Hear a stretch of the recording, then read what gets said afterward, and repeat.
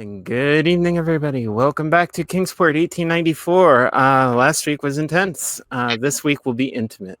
That's the challenge. That's the gauntlet I'm throwing down. So let's start with someone who, we're intimate in a lot of ways, right? You and me, Fina. Gets weird. Yeah. But my good friend and frequent collaborator, Serafina, who is playing Anathema. Yes, you heard that right. Anathema Greenwood. Our witch. Surprise. I just felt like a Greenwood needed to be named appropriately for once. So I am Anathema Greenwood. She, her. Serafina, she, her. Anathema is, one of those characters that's really racked with grief and sadness. That's fun.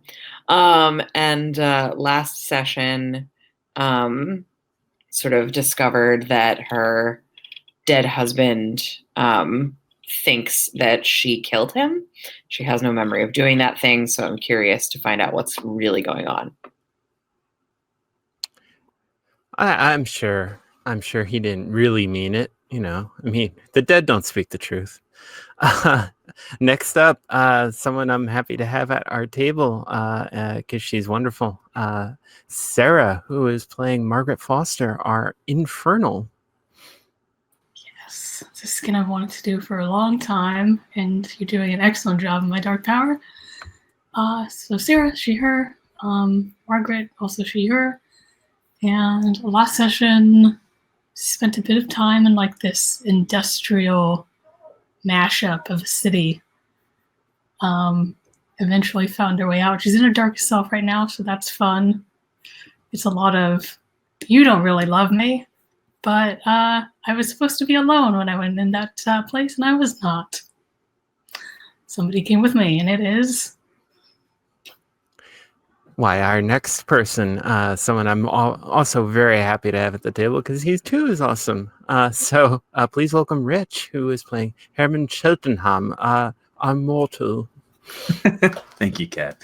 Thank you so much. I'm happy to be here. Yes, I'm playing Herman Cheltenham, the mortal who is normally shirted, may have a doppelganger, but we're not sure about that, and spent a good bit of our last session wandering in the netherworld trying to save his true love for now, Margaret Foster.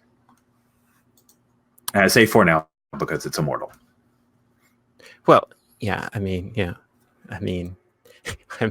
you're mortal and she might be immortal, so how is that going to work? Right now, it'll work great for a short period of time. Oh yeah, right now it's working great. No complaints. So and we're a trio tonight. Well, a quartet. You guys are a trio, because unfortunately one of our players had to miss it, and we wish him well, and his wonderful child too. So cool. Where do we begin? My God, so much happened last time. I can barely keep it up, and I just listened to the thing today. Well, let's see. When last we left off, Herman, you had defied your father to say that you were going to marry Margaret. I don't think you've told Margaret this plan yet. Margaret, you're in your darkest self and have just returned from the netherworld. And Anathema, you are dealing with a mostly dead person in your room who is also possessed by the very dead person of your husband. Yeah. Sounds like I need to put you three together somehow. Anybody got an idea for that? There's this book club that we're all part of. Oh, that's right. You guys are all part of a book club. That's true. We could just cut to that. That works for me. I know Anathema wanted to talk to Josephine. So, yeah. That's one of us. Josephine. Ouch. All right, cool. Yeah. So, it's another dark and foggy night. and you come down to the McBride room for your weekly reading. And yeah, who shows up first?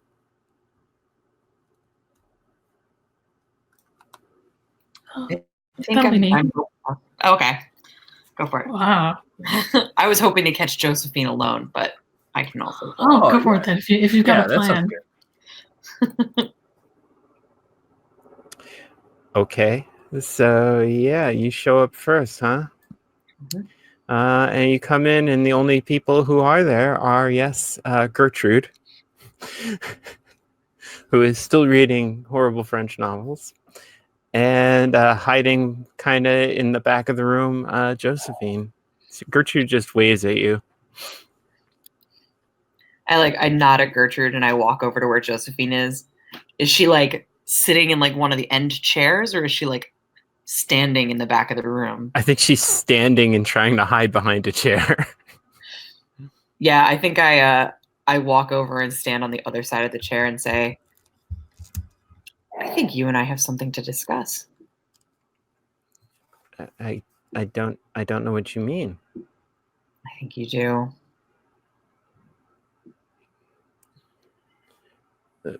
What injury have I done to you, Anathema Greenwood? There's a young man asleep in my house who is possessed by the spirit of my husband. That was his choice. That was not my choice.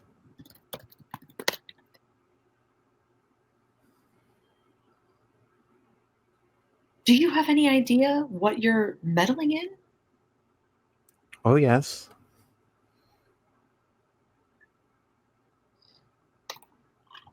Let me be clearer.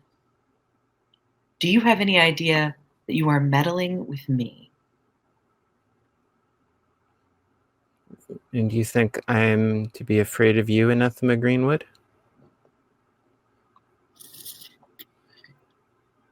I step forward, like around the chair, and say, there are very few things that a person could do to make me this angry. And raising my husband from the dead so that he can possess someone else. I'm not even sure that is my husband. Patrick came to me already possessed of the ritual. Had he tried to do it himself, he undoubtedly would have done it wrong. He would have broken the circle or some other horrible thing, and who knows what would have stepped through the gate. So that I helped him in that. For that you blame me? Patrick was endangering his own life. It was his choice.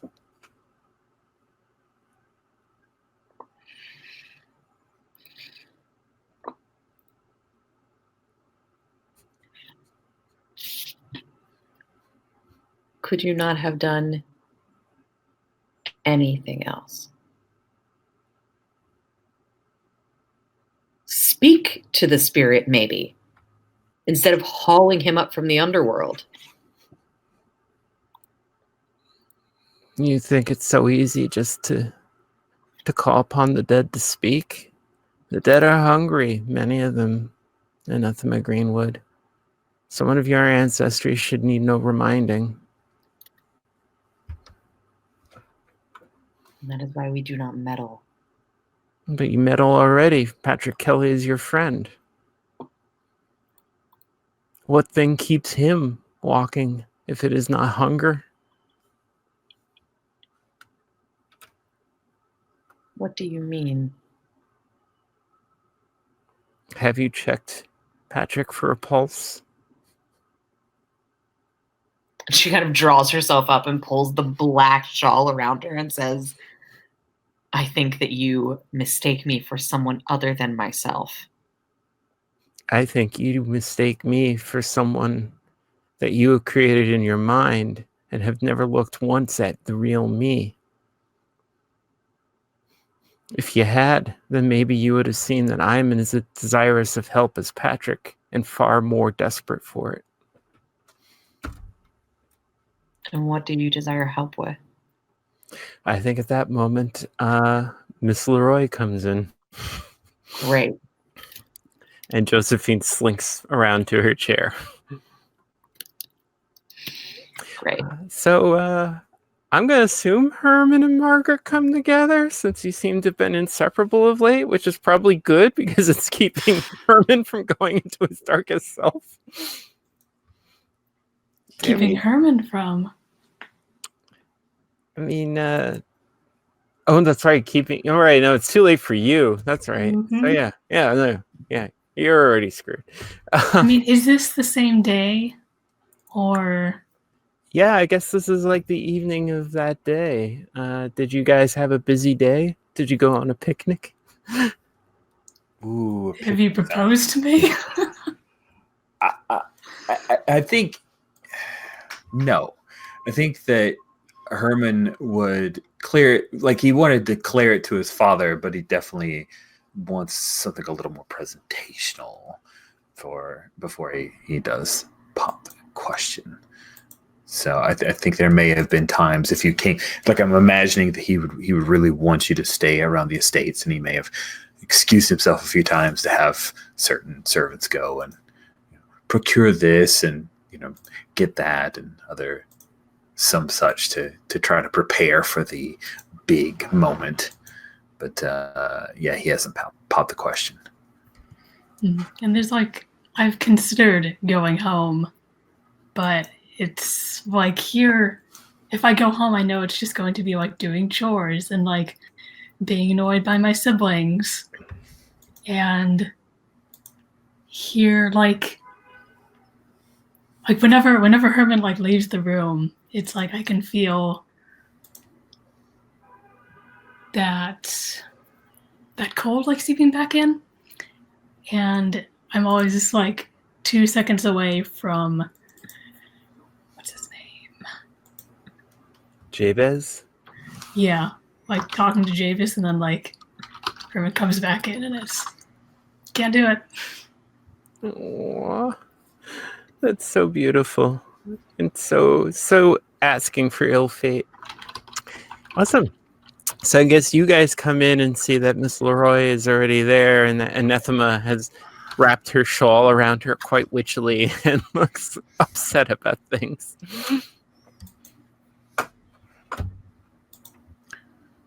I think that Herman would look to. Anathema seems vexed. Should we speak with her? Best not to. I think if she's vexed. Oh,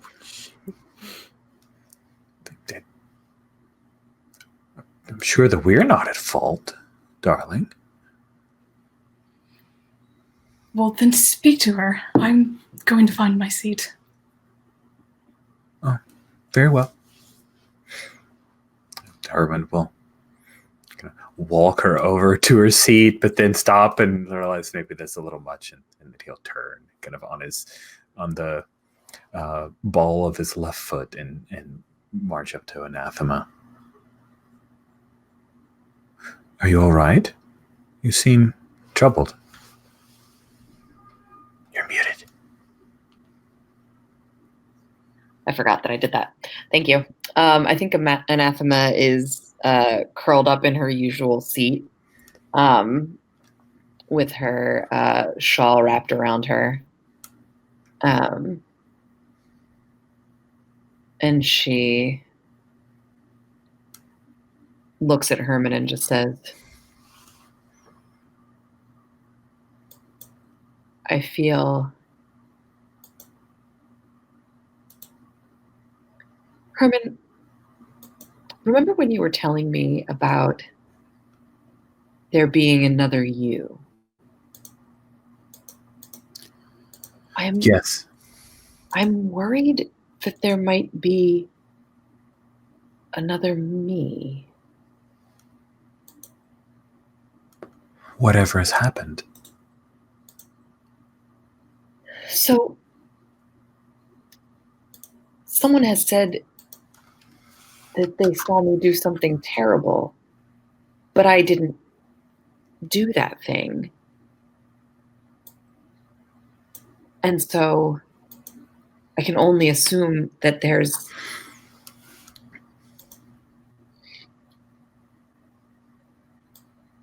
something afoot.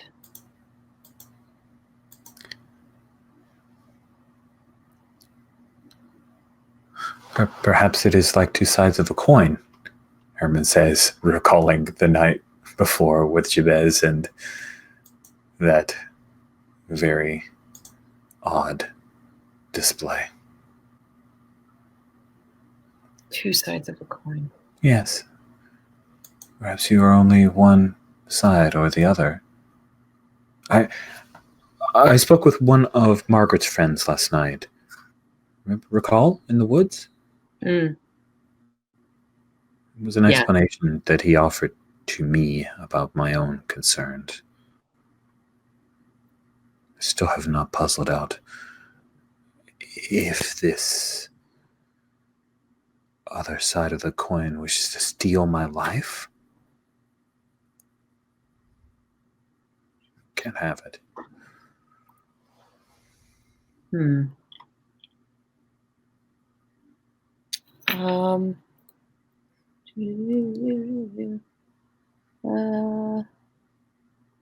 Hmm.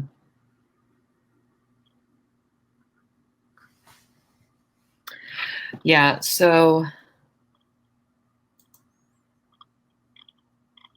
I'm going to try and do a thing. So I think I like hold my hand out to Herman to like gesture for him to take my hand. He would. He's that trusting. Yeah. And I'm going to roll Gaze into the Abyss. It's going to go super well. Oh yeah, I'm yep, looking forward to that one. 6. I rolled an 8. I succeeded. What? Great. Hold on. What was your question? So my question is what is afflicting us the same? Like the duality.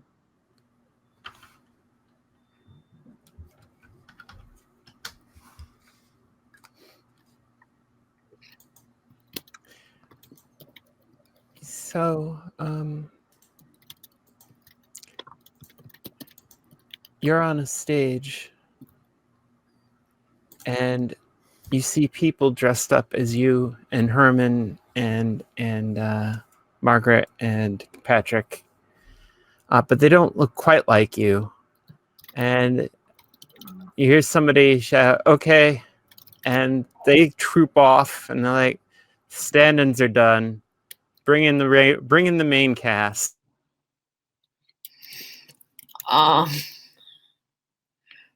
Cool.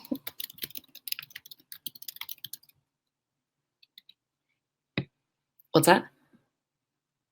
I can't hear you. I managed to mute myself again. Was that vague enough for you? Yeah, that was vague enough. And I think that like once the vision passes, I sort of start and drop Herman's hand, and tears sort of well up in my eyes, and I say, I think perhaps we are being played.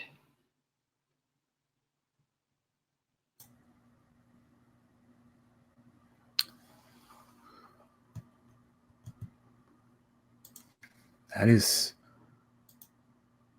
unsettling. Who would stand to gain from playing the two of us? Perhaps we're not the only ones. Perhaps.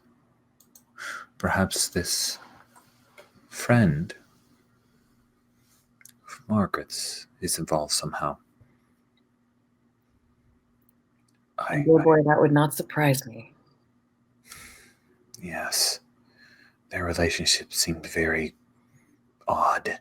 The fact that he always asked her to say she loved him, and And later she confided in me that there are times when she's very cold. And I only one imagine is being near. bonded with some sort of demonic presence would do that to a person.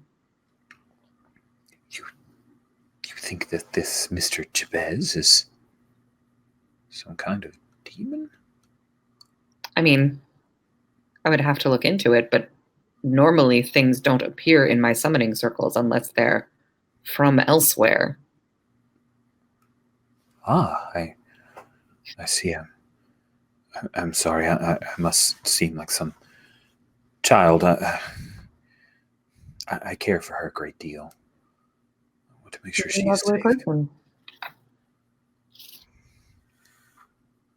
Margaret is very special.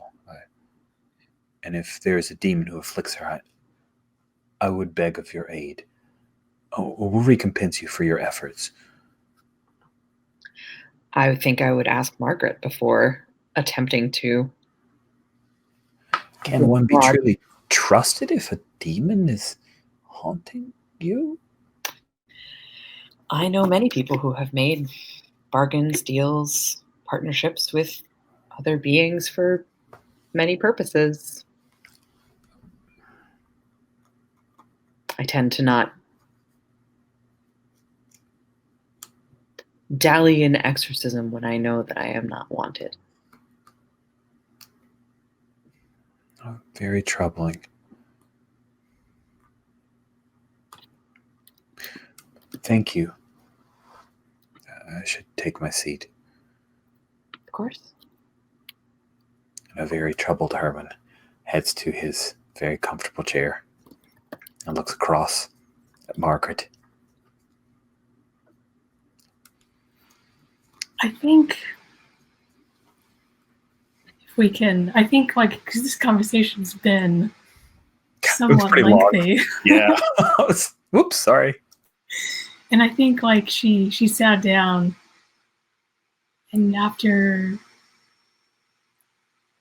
probably not after very long, got up and went around, but it was kind of behind you, and went outside, and went around a corner.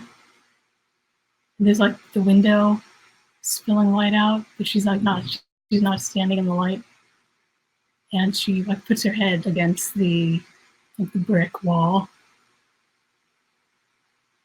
and says, "Tell me what to do."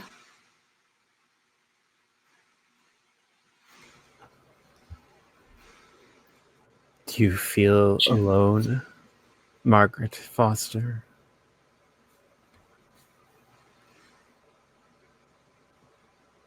Yes. You do not need to.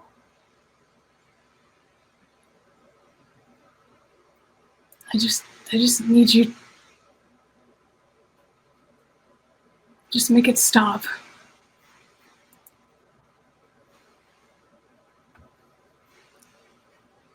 I can't control how you feel, Margaret Foster. All I can say is that you are holding on to your mortal life.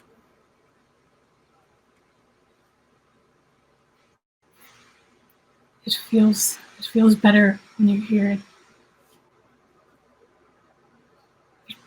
You chose me, and I can actually remember that. What did you think of the city, Margaret Foster?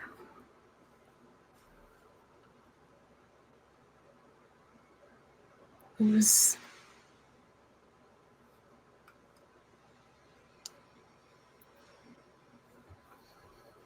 beautiful and terrible at the same time. Would you visit it again, Margaret Foster? And I think we get the shot of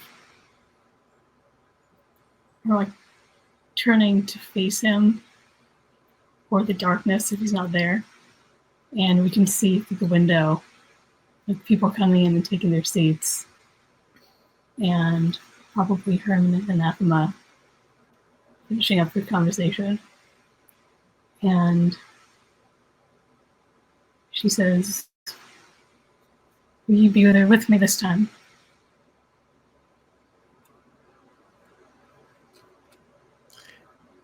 I can only guide you so far. Eventually, you must meet the power that animates me.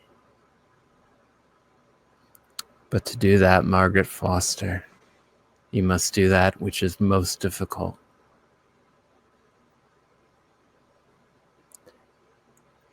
You must unmask Margaret Foster.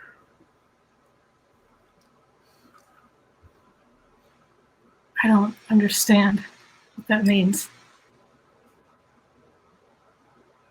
Do you remember the task I gave you? Book? You said it wasn't here. The book should be here, yes. So I can do that again. Hmm? Did you say something after that? My Siri came on and Oh, it sorry. cuts off. Yes, Sorry, you just brought said. it up again. Yeah. The book is here, yes, Margaret Foster. Much will be explained to you in it.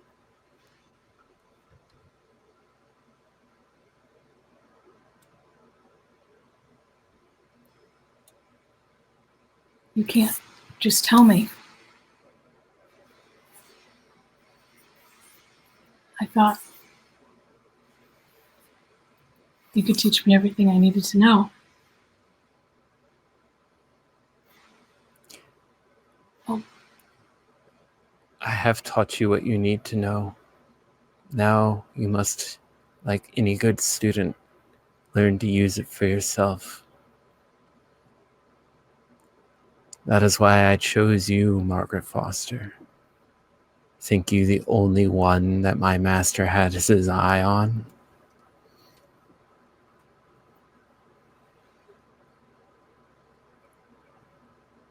and she kind of straightens a little bit.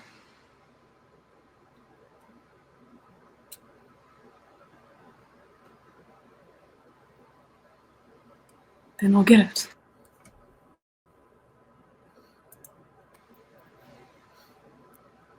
I think there's no response. He's just gone. And yeah, turns and we like camera doesn't follow me, but we shift aside to the window and we see her like coming through the door and take her seat. Well, so we're all here. Does anyone have a book report they'd like to give? You all took out such wonderful books and even took them home, despite my warning that you should not do so. You're such naughty, naughty people.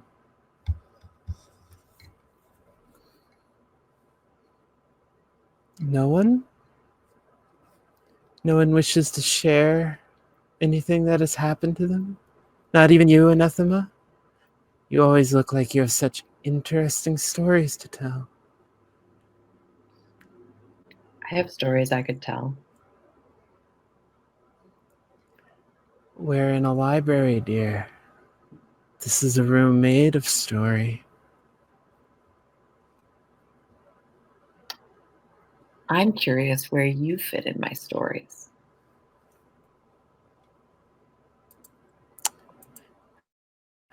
I'm the framing device, dear.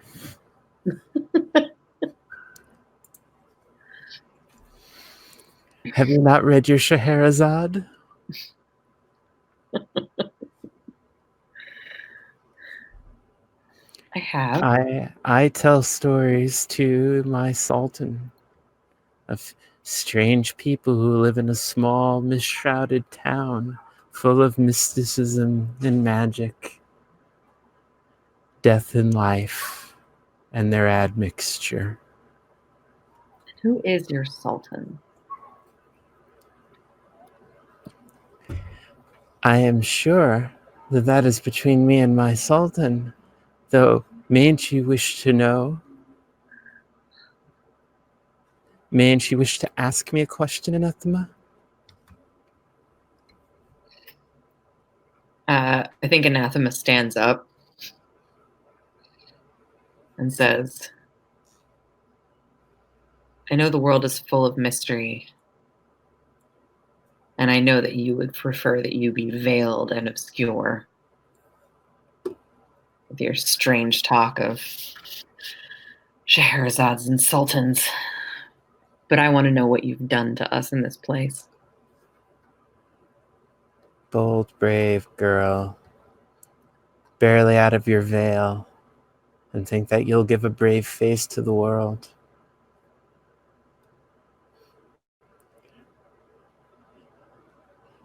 You're still veiled. It is I who am unmasked. I am merely offering you a gateway to whatever it is that you desire. It's a room full of books. Have you not heard that books are magic? Why, they take you to all sorts of different worlds, Anathema Greenwood. And what do you think I desire? Far be it from me to be the judge of your own desires, Anathema Greenwood. I think your problem is you do not know what you desire. I feel like I should have asked you to roll cold at some point in all this. Probably. Would make sense. I roll it. I mean, because I can't. I'm just a. I roll a 9. A 9. Oh, you're gonna get a condition. Fun. Cool. But which one do you want? Am I a fine lass? Oh, I don't know.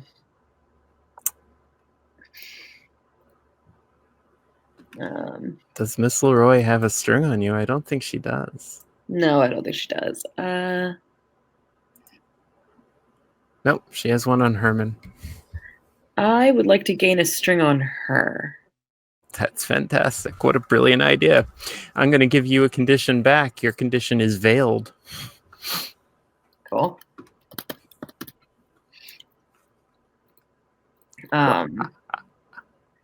So I think it's high time that my witch cast a hex. This cannot possibly go wrong. Which means, but do you have a sympathetic token on her? I don't have to.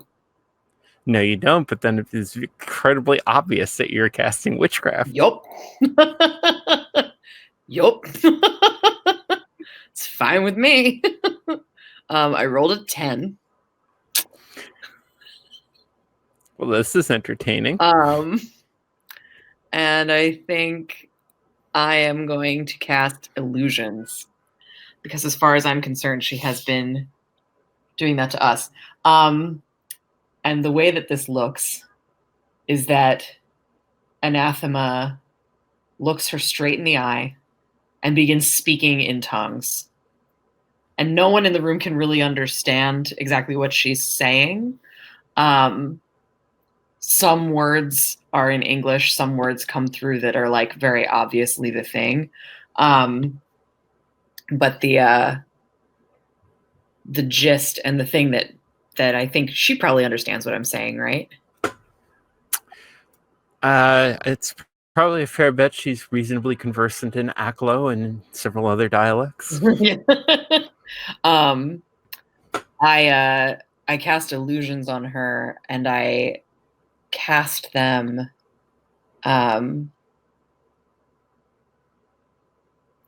basically saying, you have made mischief in our lives and have caused ill wind to blow into my heart. And so you will see villainy everywhere. I'm trying to decide which one that is. Non-existent subtext? Non-existent subtext, false prophecies, maybe demonic visages. Just okay. Not snakes and bugs. But yeah, I like non-existent subtext or demonic visages. Either one. And then I think I just walk out of the room when I'm done.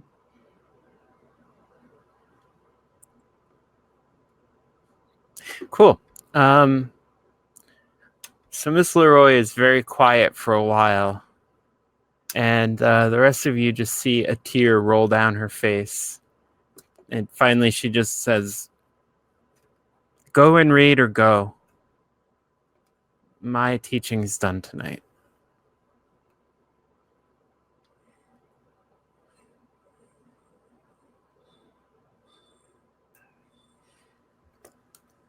Herman is visibly uncomfortable.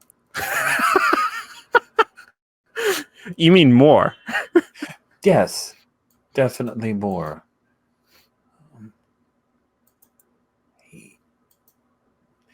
He's tempted to try to speak with Anathema, but instead he heads over to speak to Margaret. Margaret, shall we leave? There is a particular glade not far from here. Go after her. It's obviously want to. Please to be rolling plus cold. Yeah. Oh, now you're quick on the trigger with it. Dang it.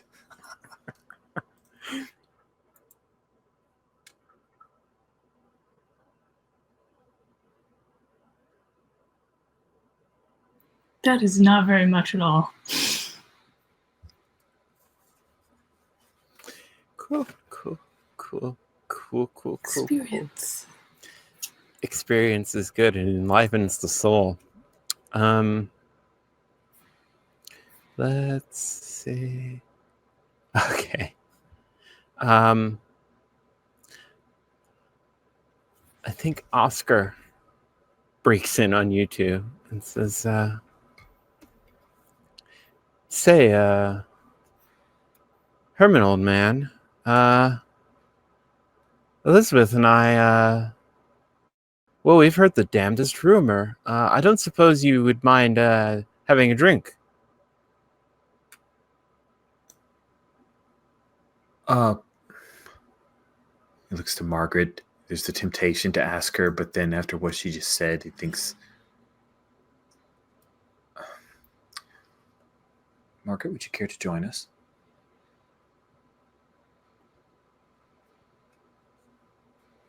I think she just looks away toward the books. Yes, Oscar. Okay. Yeah. So Oscar gets you both a brandy and just sort of looks at you and says, well, I've heard your father is going to run for Congress. Oh, have you? Yes, but that's not the damned rumor. That's more of a congratulations. I'm sure he'll make a fine representative. He's a good party man. We're not the same kind of Republican as your family, but we're all members of the same party. Just ours is, focused on our church. Glad. I'm sure my father will be glad for your support. Yes. I've heard another rumor, though. No, have you? Something about you and Miss Margaret. What exactly have you heard about Miss Margaret and myself? Well, I mean, it's obvious, old man, that you've got something going on between the two of you. And, who am I to judge? But, Margaret's a fine girl, very fine girl. I can understand. I mean, any man that was free or, were guaranteed that she would be understanding, would certainly be interested in her. But,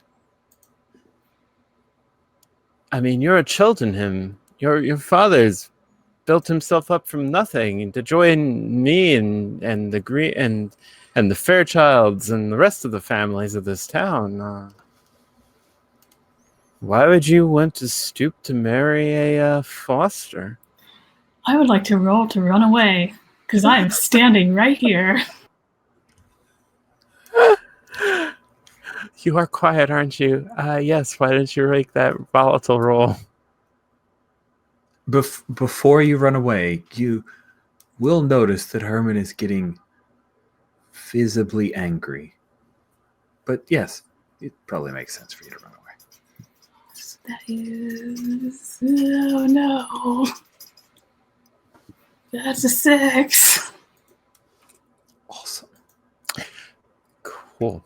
So you get up and Mrs. Leroy grabs you, not tight by the arm, says, "Dear Margaret, where are you going so soon?" Just, like, to the washroom.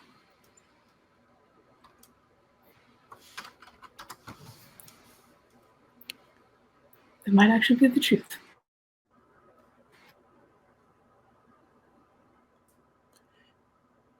Why don't you come and look at the books with me?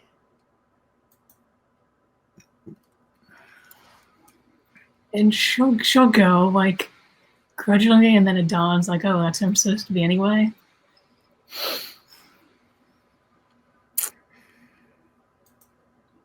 Cool. So, Herman, what are you going to do? Did he notice that Margaret left? I imagine not. He's probably pretty focused on Oscar unless she made a scene leaving. I mean, you might have seen Miss Leroy grab her and go up the spiral staircase. Yeah, my intention was just, like, turn, like, drink still in hand, and just step away and keep going. Oscar, I understand your concerns, and I have no desire to hurt my father's standing or to besmirch all that he has worked so hard for, but I have not worked for any of it. Have I? Well, I mean, you've got a bright future ahead of you. I mean, And a good match. Why, if your father becomes a congressman, I don't think it's particularly out of the question that one day perhaps a Cheltenham might be in the governor's house in Boston, or dare I say more, Senator Cheltenham. I wish my father all of the luck in the world, but that is not my goal, Oscar. But what if you wanted it to be?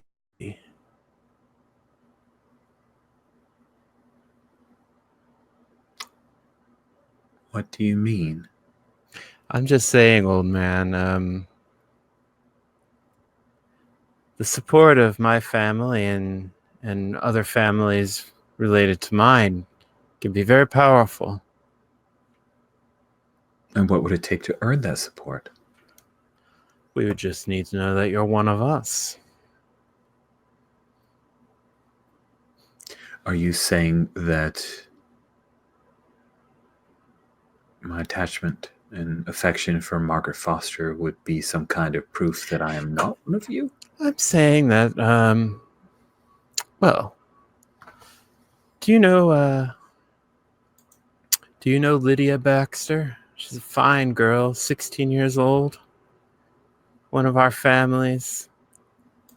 She'd be very marriageable. Her family's still rather well-to-do. Of course, you might have to convert, but I don't think you'd find that too difficult. It's a fairly simple process.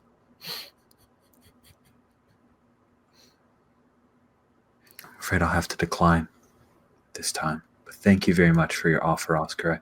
I do appreciate your concern. Well, I'll still keep you in mind, Herman. We think you're going places, and don't worry, old man. You'll come to your senses soon enough. Come, wife.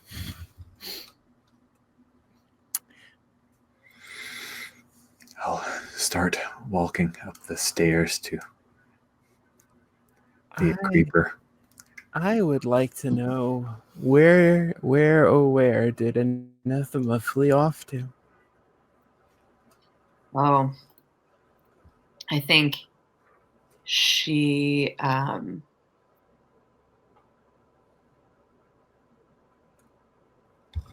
left the building and very quickly realized that she didn't want to be near people. So she went to the woods. That's fun. What you doing in the woods? I mean, ritual? You don't have enough people? Yeah, I think that she is making her way towards. There's like a place in the woods where they say there's like the ghosts of witches. And she is heading there. Fun. Okay. Tell me about this place. I think the reason that the rumor spreads is because there's like a big old tree and a big pond. And like it's rumored that they used to like try witches there back during the witch trials. And it feels eerie and strange. And I think most people just feel the eeriness and strangeness and they're like, there must be something odd. But the fact is that there are ghosts that hang out there. But, you know, they don't normally talk to everyone. But she always feels really comfortable there. And she sort of wants the company, even if nobody talks to her, you know? Okay. So as you approach, you see someone standing under the tree.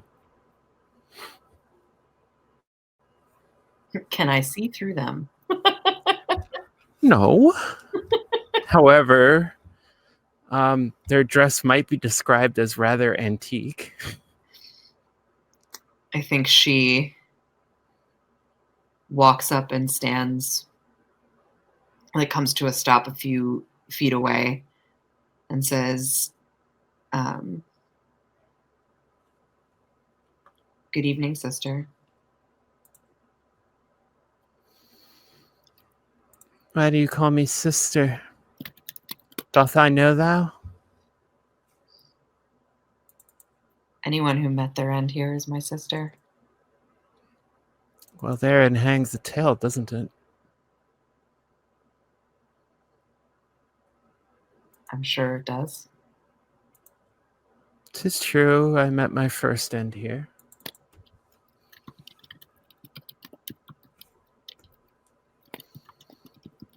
Thou seemest a bit bereft. My husband died. 'Tis a pity I had no husband. Though one of my friends had made every man her husband and every woman her wife. She kept on well. Scandalous. She was one that somehow managed to always avoid the scandal coming down upon her, if not the punishment. Do you...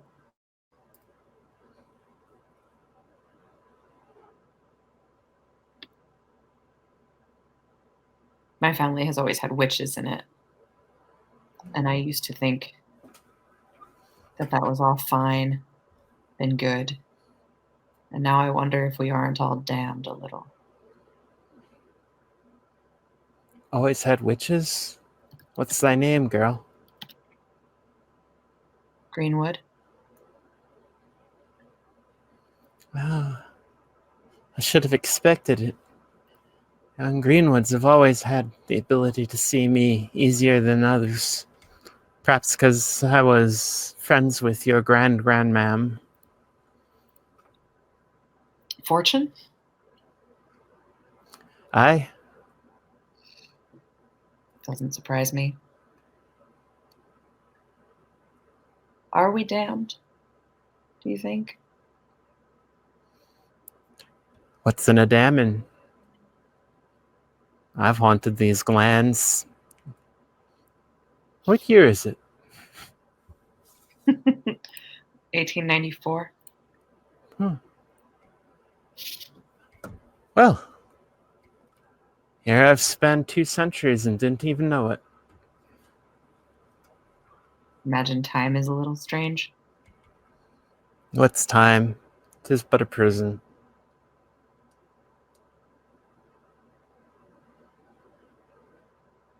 My husband says I killed him. I don't remember killing him. But I wonder if maybe the powers that we've found or that find us are the reason that he died. It seemed to me that you've got the best of that bargain, in that you don't remember it if you did it. I don't want him to be dead.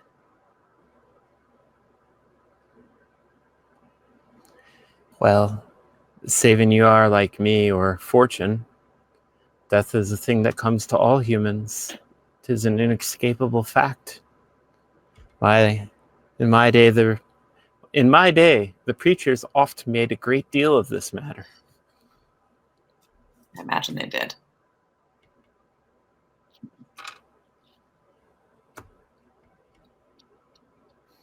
Dost thou think that thou killed thy husband? No. But I cursed someone tonight. I feel ill about it. She just mutters to herself, definitely a Greenwood.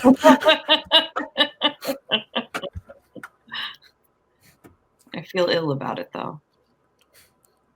She thinks perhaps a half a Greenwood. Well, certainly that be mendable.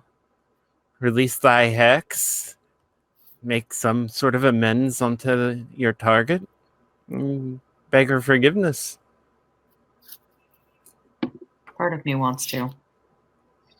Part of me wants to just burn everything. This is an emotion I am very familiar with.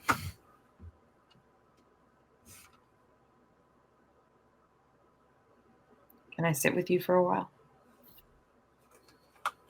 For as long as I am here, I think she sits down kind of at the feet of the ghost and just looks out over the pond. Excellent. See you back in the McBride room. What's going on in the book stacks? Creepy stuff. Hopefully. Okay, yeah. So you and Miss Leroy come up, and she's muttering to herself, "Oh, and I thought you were the danger, but perhaps not. Perhaps I'm wrong. Perhaps it's her. Perhaps it's her his eye will turn to. She's halfway there, isn't she?" And I think Margaret was already starting to cry a little bit on the way over, and now just a little more angrily wipes her tears away and stares at the books. Why do you cry, Margaret? I'm not.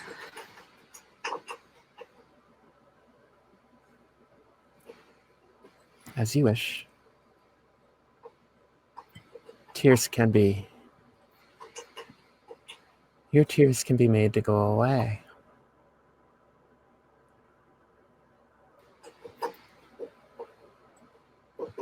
Not by you, I think. So very wise are we. And yet No. you have not unmasked. You have not given yourself. So don't talk to me with such an impertinent tongue. But perhaps we should not be enemies, you and I. Did her voice change at all then? Or is it definitely still her? Oh, it's definitely still her. Okay. Perhaps you and I should... Yes. A truce, perhaps. Well, go and find it, Margaret Foster.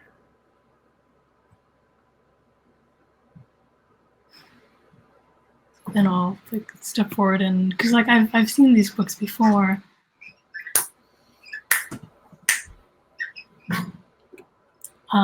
But scanning them, and he said I would know it when I saw it, but I didn't the first time unless it's appeared.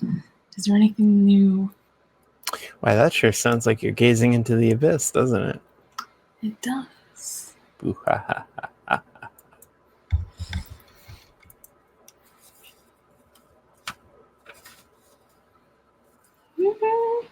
That is an 11. So you run your hands along the shelf, and a book falls right out of the shelf into your hand. It's not very thick. Here, I drew a picture of it. Oh no.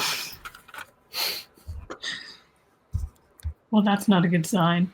Yeah, and I like the idea that like it's thin enough that it's not clear where it fell out from when I look up to see. And I don't think Margaret reads French, so That may or may not matter. yeah. And I like run a hand over it and then open it up. It's probably this beautiful, like thick paper. It's very soft. And almost idly flip through it at first. And then more slowly. Just I might have written a move for this. Just letting you know.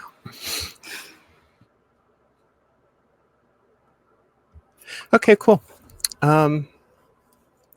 So it is indeed a play in 2 acts.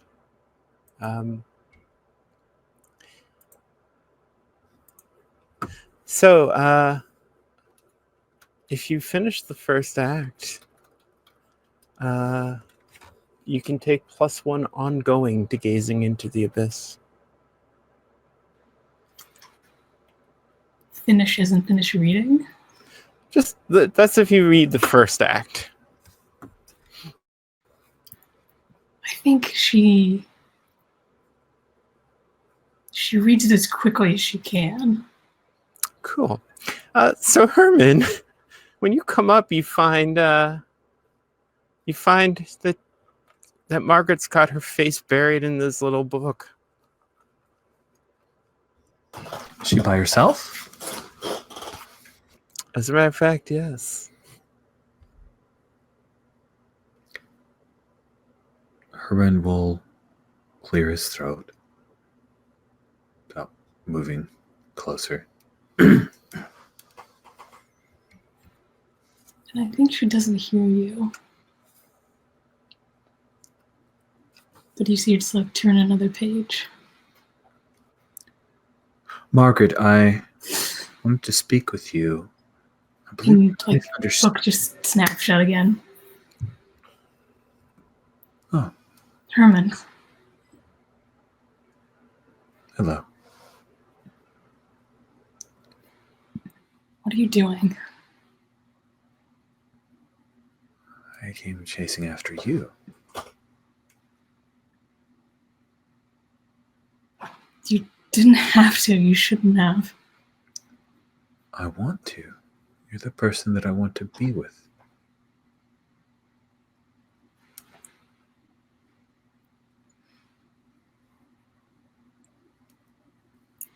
It's okay. No, you're just saying that. Well, I am actually saying that, yes, but I mean it with all of my heart. There's a glade that's very close to here. A small area where we could gaze upon the night. I think it's a good deal safer than the place that we were in the woods last night. Would you be available to walk with me for a little while? I suppose.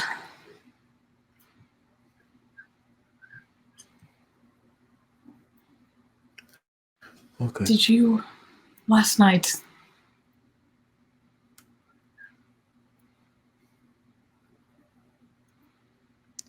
What did you feel in that place?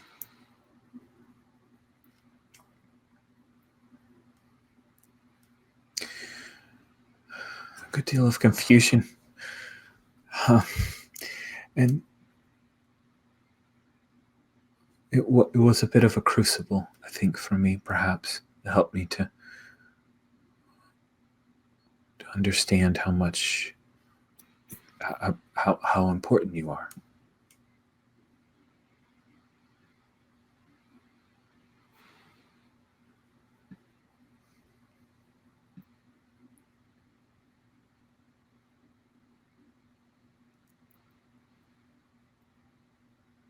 When I asked, job is for you.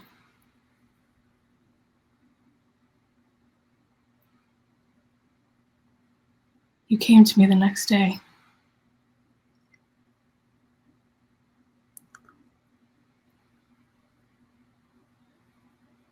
And that's not a coincidence.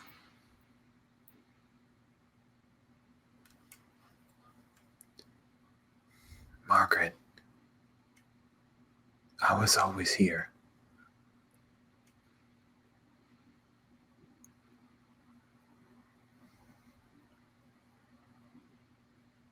Don't let him take credit for what we could have. He'll reach down and offer a hand to you. And she's carrying the book in both hands.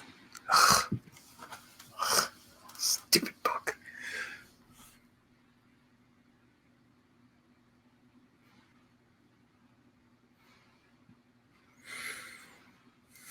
You can make a roll, though. Hmm? We haven't gone to dice. Yeah, we haven't. I'm We thinking could go to the dice. we could go to the dice, or I could even do another thing here. Here we go. It seems wise for me to spend my lone string. Oh, God. He reaches for the book and gently moves as if to take it from her hand. This is a library. It will be here for you when we get back. And I'm spending a string to tempt you to give it up for now.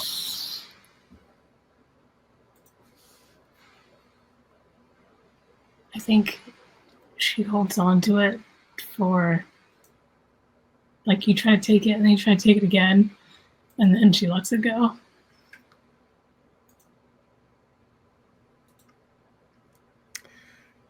Are we in a room that has a bookshelf of any kind, or was this carried up to a room that doesn't? I think we're still standing in front of the bookshelf. Okay. Maybe. He'll look for an empty spot and then slide the little journal into it. Come, there is a place I would like to show you. We can go there together, you and I.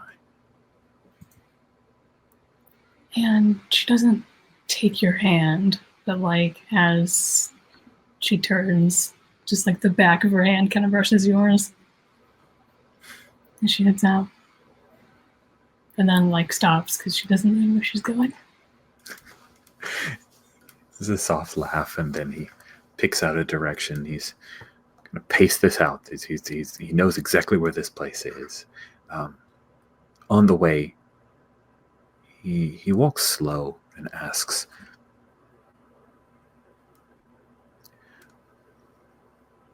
"Can you tell me about your friendship with Jabez? How did you come to know him? He asked you to tell him that you love him. I'm curious."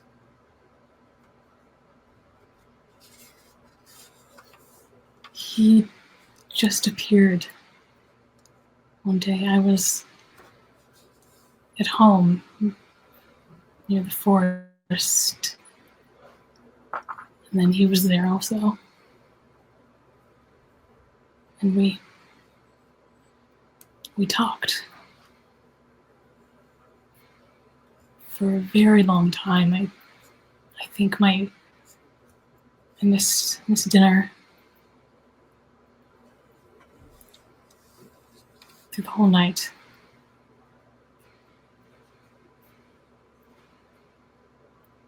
And I never spoken with anyone who understands the way that he does, and he agreed to help me when I needed it. And he did, and he has. And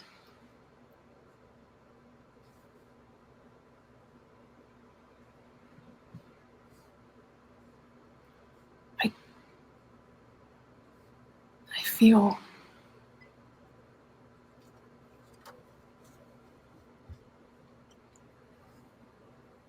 like a queen upon a throne.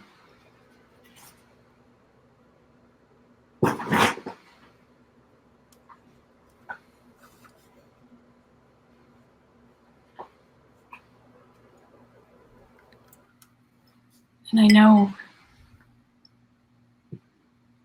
you say you love me.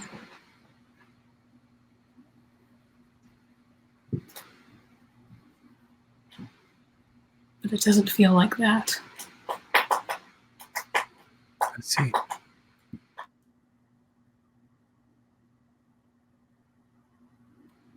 I'm sorry, I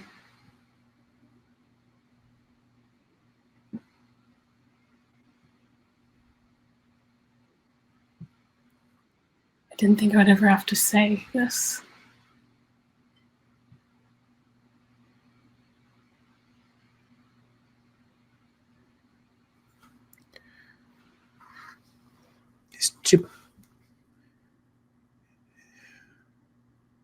Is Jabez a person like you and I?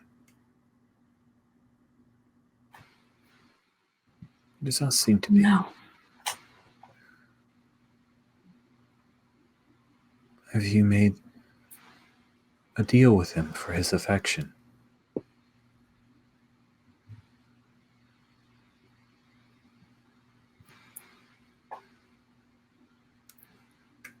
Every time we speak, it is an agreement.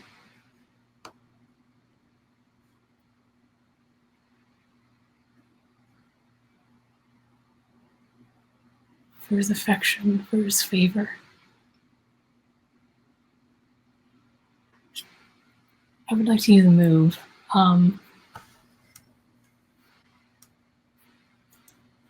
Uncanny voices. Oh, damn, you're going to use that on your boyfriend? Wow. Rich. So Chavez can take string. Done. It's not like you can't. It's not like you can go more into your darker selves. The owner of that character, which is you, Rich, will reveal one of their secret fears, secret desires, or secret strengths. Which means you can't tell me that you love me because that's not a secret. Not a secret at all.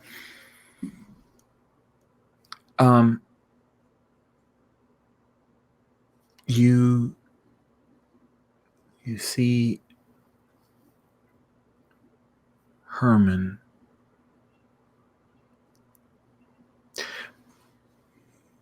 You see him with you,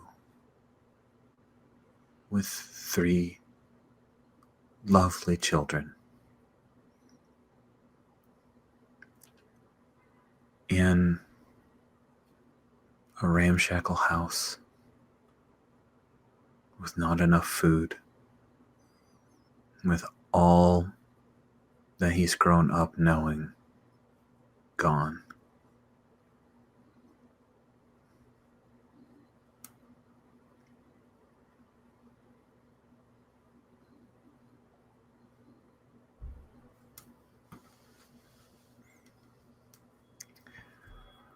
That is one of his fears, because the children look hungry and the prospects are bleak. and he has no father to call upon because he's been disowned.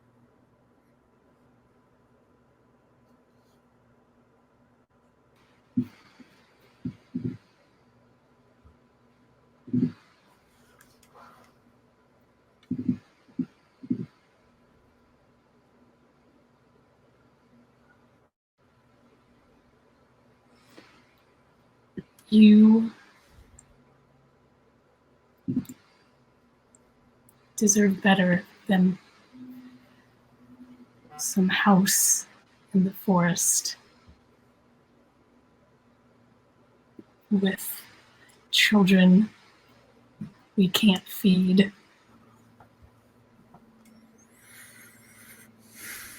You deserve what you were talking about in the McBride room with Oscar.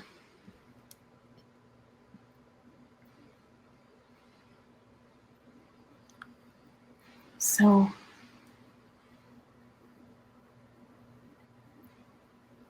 leave me to my decisions.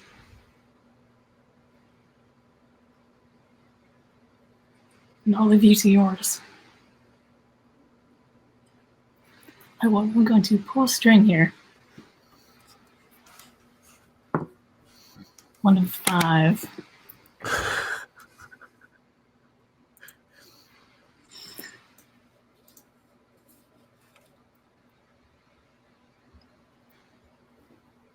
To leave me. Right here.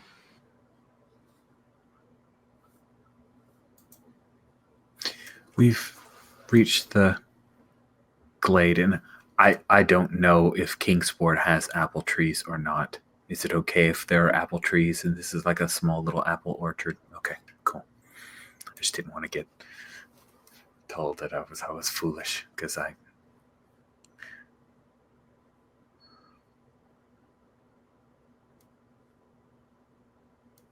Margaret.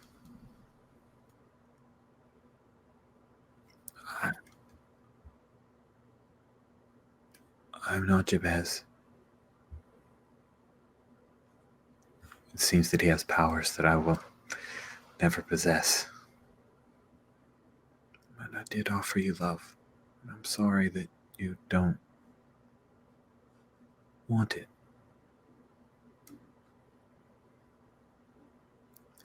But I respect you as much as I love you, and I will leave you to this choice. But know that if ever things change, my affection will still be there.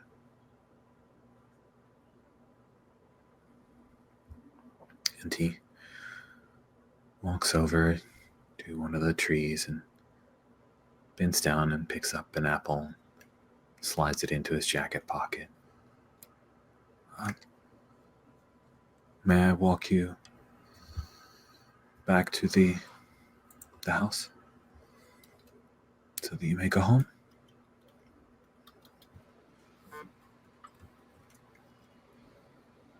I'll stay here for a little while.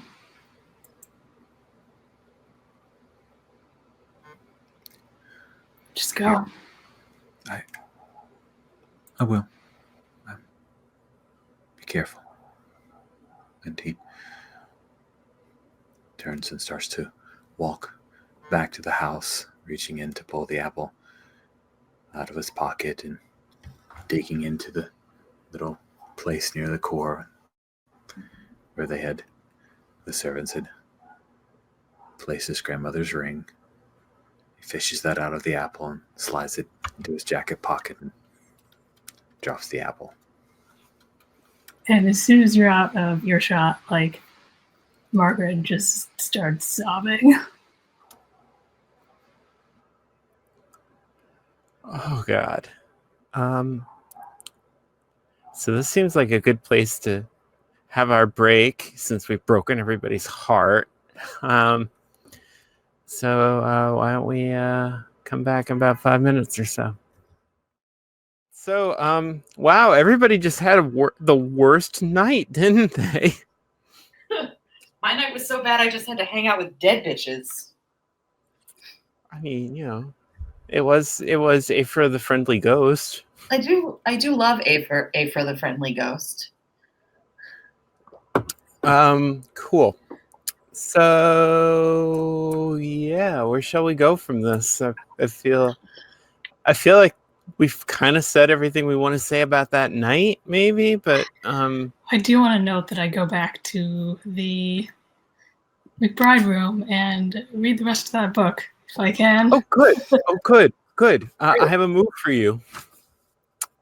So when you Probably like a few hours later. Yeah. At least 1 hour After all later. crying. when you read the second act of The King in Yellow, you get the Dark Recruiter Inferno move. Ooh. Oh, do I not already No, have you that? don't. Where here, bring someone to the Dark Power means get them to read The King in Yellow. Ah, Fun. Welcome to the world's first mimetic occult text. All right. Terrifying. You're terrifying. Thank you. I like The King in Yellow.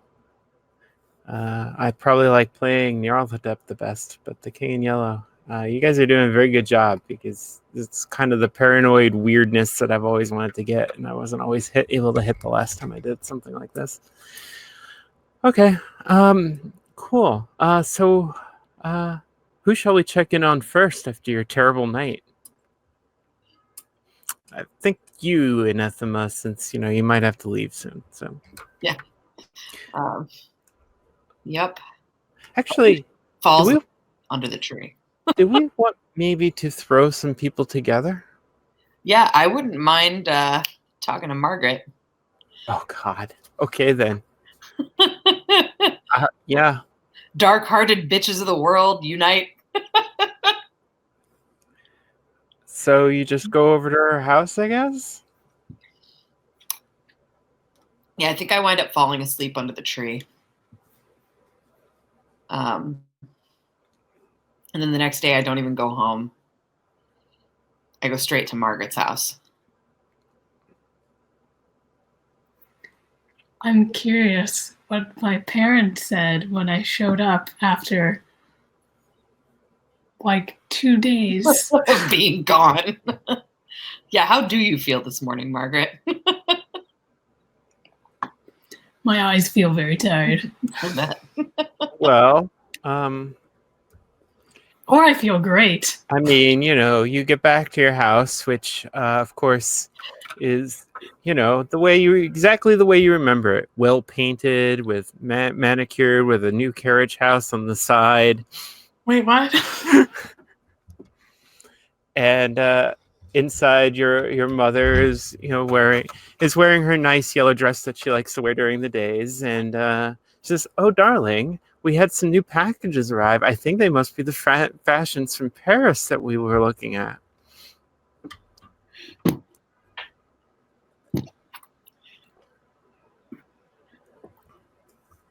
And I go over to the boxes.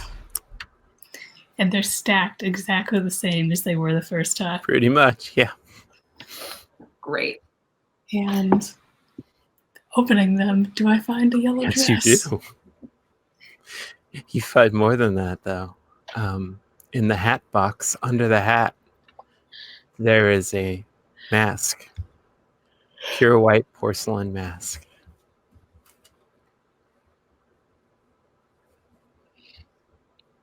Cool. Take it all upstairs. Not too long after that, Katie, the servant girl, comes up and says, "Oh, miss, there's a friend of yours with a strange name here."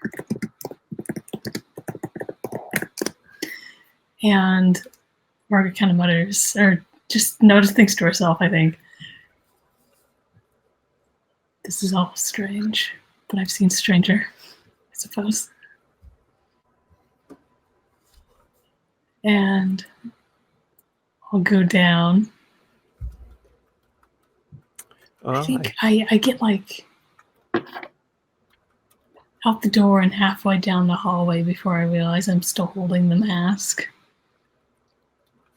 And I have to go back and like lay it on top of the neatly folded clothes. And then we cut to the outside and the door opening. Anathema. I think when you come down and you see her, she's sort of like absent-mindedly looking, sort of like poking around the bookshelves in like your sitting room. And she sort of said, she like absent-mindedly like looks back at you and says, Margaret, I'm having the strangest week. Is your Jabeth a demon? Or just a ghost? A fey creature. A figment.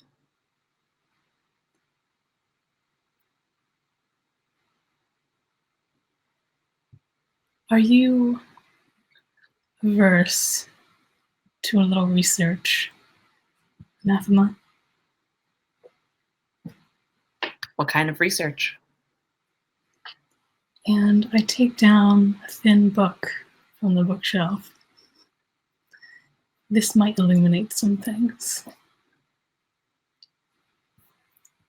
What kind of? And hang on, do I have any strings on you? I don't know, do you? I forgot. I do not. I hand it over. Or I offer it to you. I look at it and I look at you and I say, what kind of things? I think it'll give you a better answer than I ever could. I'm just gonna real quick gaze into the abyss. Just because reasons. I roll a 9. So What's your question? so my question is, my question is, how do I phrase that?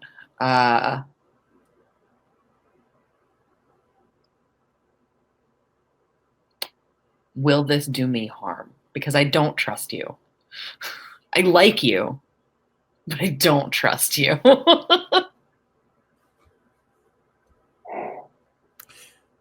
Well, now that's next.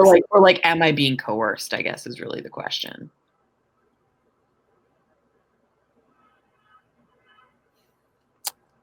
What you get is a montage of Margaret hands you the book, then you hand the book to, say, Oscar, and Oscar hands it to Elizabeth, and Elizabeth hands it to Gertrude, and so on and so forth. I think Anathema takes her handkerchief out of her pocket and takes the book from you and puts it down on the table and says, oh, we definitely need to talk. Then she will like gesture for you, not quite take your arm, but lead you away from the table, the book, into just to like the other, no, into a different room, I think, like into the kitchen. Great. So I walk in and I sit down and I say, I've made it 19 years without being coerced by a dark power. Are you saying I'm a dark power? Oh, no. No. But you're serving one. You know, yesterday, Herman asked me to help exorcise you.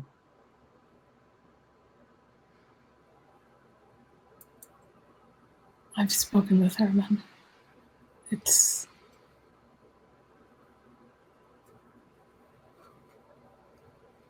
That won't be necessary. So do you choose this life? As much as we choose anything in this life. But I'm not coercing you into anything. You can take it if you like. You can leave it if you like. I know I can. I just did. All right, then. And I lean across. Are we like sitting at a table, or where are we? I think she has sat you down. Yeah, and then like sat across from you. And I think Anathema like stretches her hand across the table to you. And what's this On, for? like on the table, palm up. And just like the corner of her mouth kind of turns up where I lay. And what are you coercing me into, Anathema Greenwood?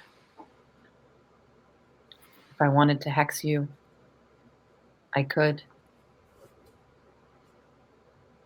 If I wanted to manipulate you, I could. Then do it. I am so easily manipulated.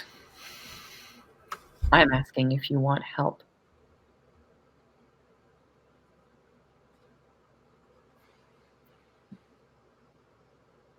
I'm asking. You can't give me help. How do you know what I can do and what I can't do? You can try. You can fail. It's my choice, isn't it?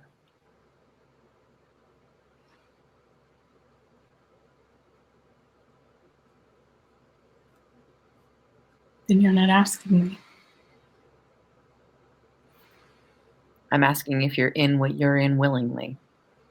I'm asking you how it happened. And I'm asking if you want a friend.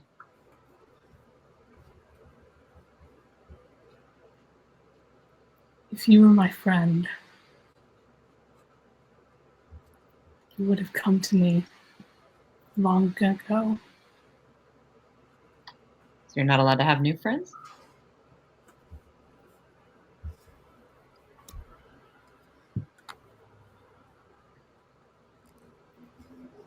And she reaches into her pocket and pulls out the book and puts it on the table.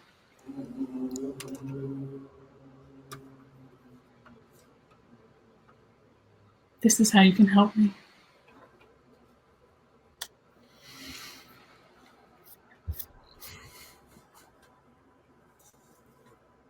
And she like sits back from it like it's a viper. Says, What do you want in all of the world? nothing you can give me. Nothing I can give you, true enough. But it can be given. I don't make bargains with demons. Just with people.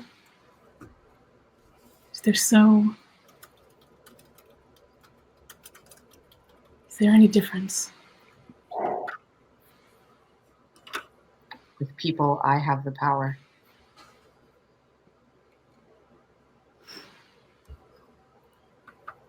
I only bargain down.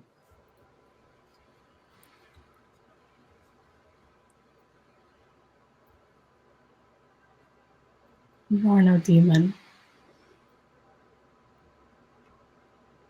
No. I'm a witch. Puts me slightly above the power scale for most people in this town.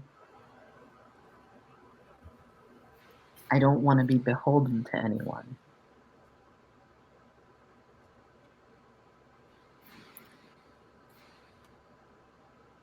Anathema and stepping out of the game for a moment. Mm-hmm. Seraphina, I would like to use or attempt to use a serpentine move. Cool. What's the word?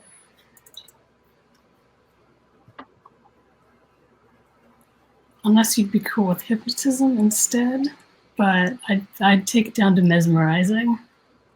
Sure. Either? What's that? Either? Yeah. Or mesmerizing. Sure. Okay. Yeah. Let's go with hypnotism then. So Margaret leans across the table and looks you straight in the eye. He says,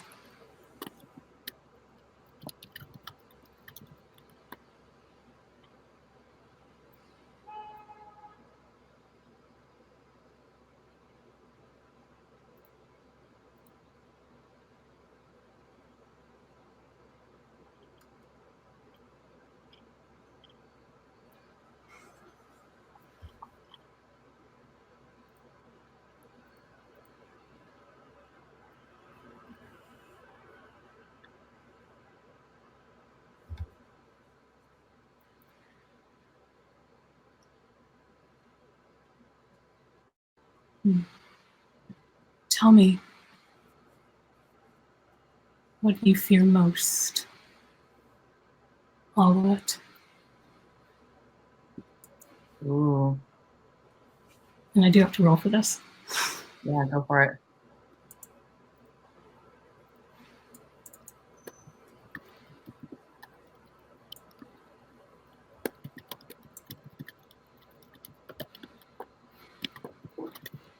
That is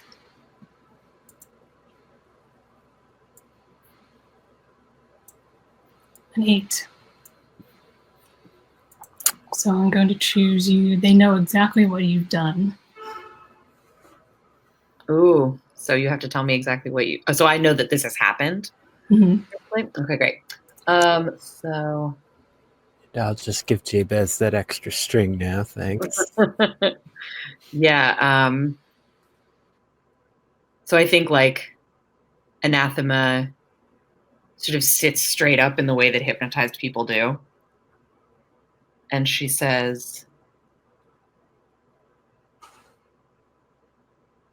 I fear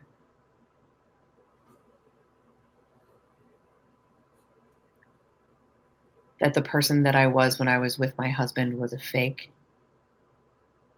And that now that his loving influence is gone, I will burn all of this to the ground.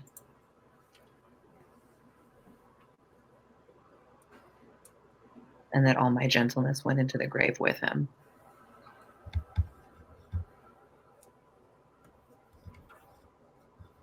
And then do I just like snap right out of it? I think it's gentler than that because you know it's happening. Right. And you can feel like the words. You can feel yourself speaking these words. Yeah. I think after I'm done, I like sit back in my chair and I look at you, and the look on her face is like full of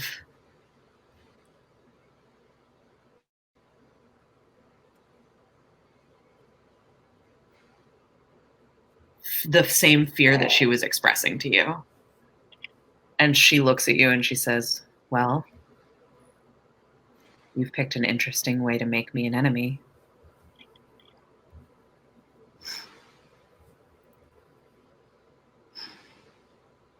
And so you're not my friend.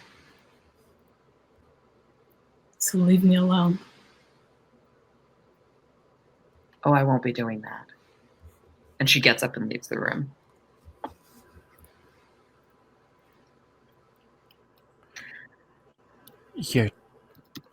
What is wrong with that family? Okay. I think we need to get Herman into a scene, and since there's only 2 people plus me, Herman, who would you like to get into a scene with? No, so sad.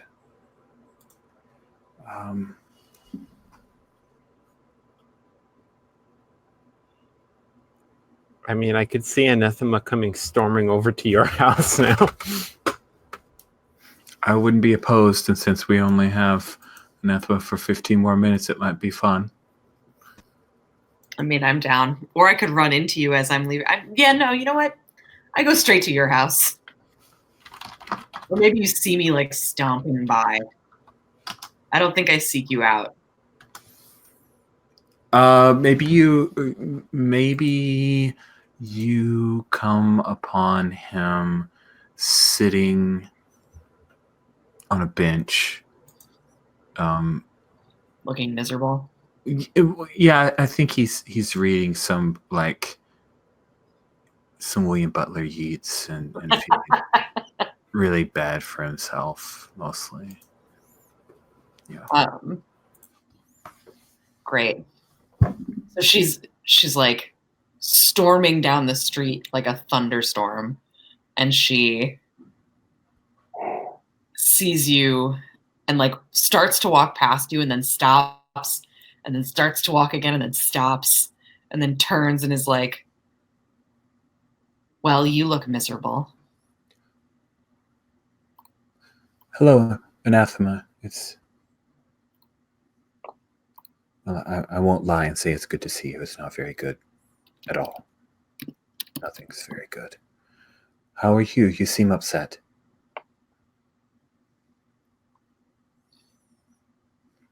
Do you know what my name means? Yes.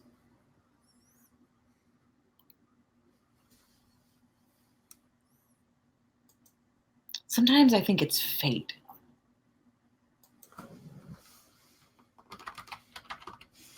My whole family has been like this. Outsiders cursed, hated, and longed for.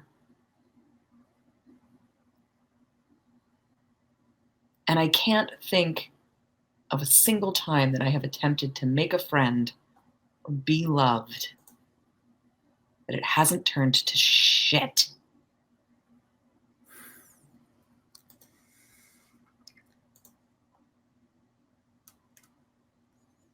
I understand. I do not have the family history that you do, but I feel similarly. She walks over and sits down next to you because of Margaret. I was going to ask her to marry me. That would have been interesting. It was my hope. She flatly denied me, said that she loved Jabez and he made her feel in a way that I do not. I mean, she like sits back and looks around and says, I imagine that a demon would be quite excellent in bed.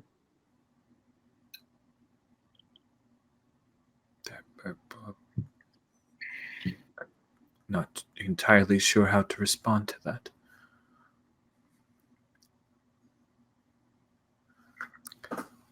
I tried to help her. I asked her if she wanted my help. Mostly because you asked me to help her. I felt badly.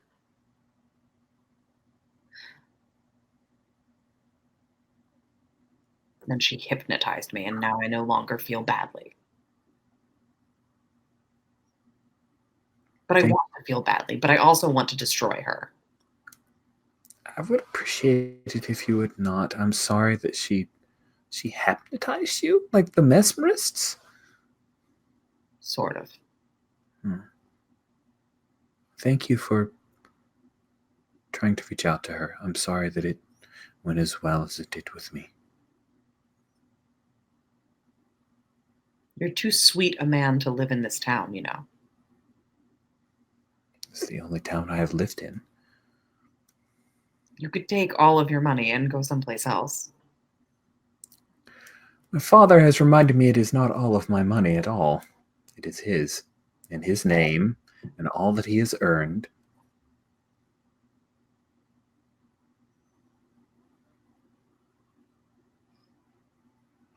Do you ever think of just running away and leaving it? I was fully prepared to run away with Margaret and leave it, yes, but I also wanted to provide for her, and why can't you just run away by yourself? what good would that do? You'd be free of your terrible father in this awful town. My father is not terrible. Seems pretty terrible. In what way? Because he's a lawyer? Because he wishes to run for public office? I see. Yes. To a man, politicians are the devil. Well, I mean, Jabez is the devil, but George Washington was a fine man, and he Abraham Lincoln was not half bad. There have been good politicians in Anathema, not. I think she leans in while you're talking and says, "No one with any power, my dear friend, is any good." And I think she puts her hand on your cheek, and I'm going to roll to turn on. She's not doing it on purpose, but I think. Yeah. Oh, yeah. Yeah. She puts her hand on your cheek. Touched that is Yeah. 100% on. And says, "And that includes me."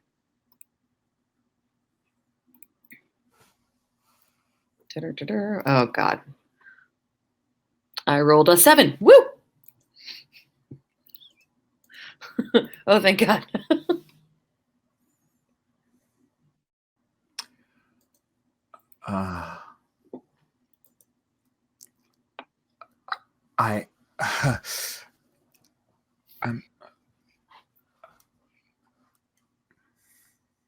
I'm so sorry that you have had such a trying day. Oh, the weather. Perhaps I should run away. I don't know. Where would I run? Is there no saving?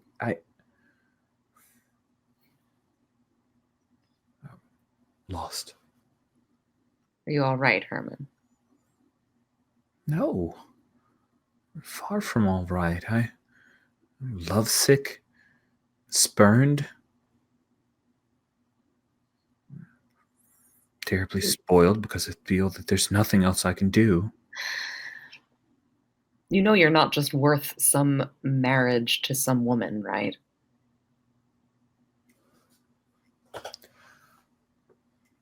Yes. Or your duty to your father. Well, that much I am sure of. We talked, Anathema. I told him that I was in love with Margaret, and I told him I was going to marry her, and he was very, very upset. And I think she reaches out and takes your hand while you're talking, which I'll just roll to turn on again if you want. And no, okay, great. And says, "Be your own man. What would you do if there was no Margaret and no father and no inheritance?"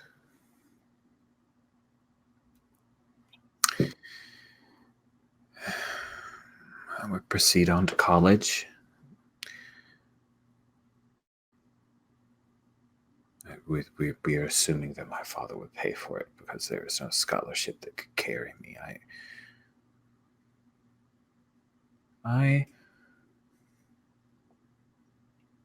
I'd considered becoming a public defendant. Do that.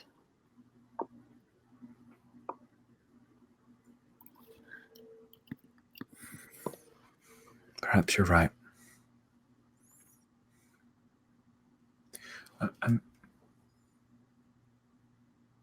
You're a very good person, Anathema. I'm afraid you're probably wrong about that. But I am being quite sweet right now, aren't I? You rather are.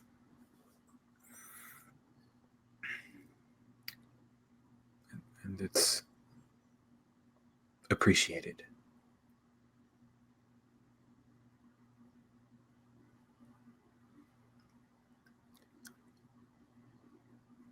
You know, there is a shop that sells sweets not far from here. They're very wicked, actually. Would you like to go? Sure. Why not?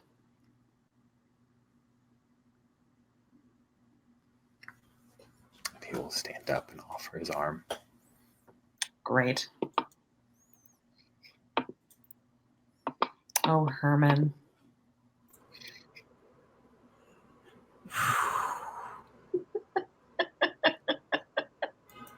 So I'm switching who my true love is. I was waiting for that. Oh no. Yeah. So you get a string. Great.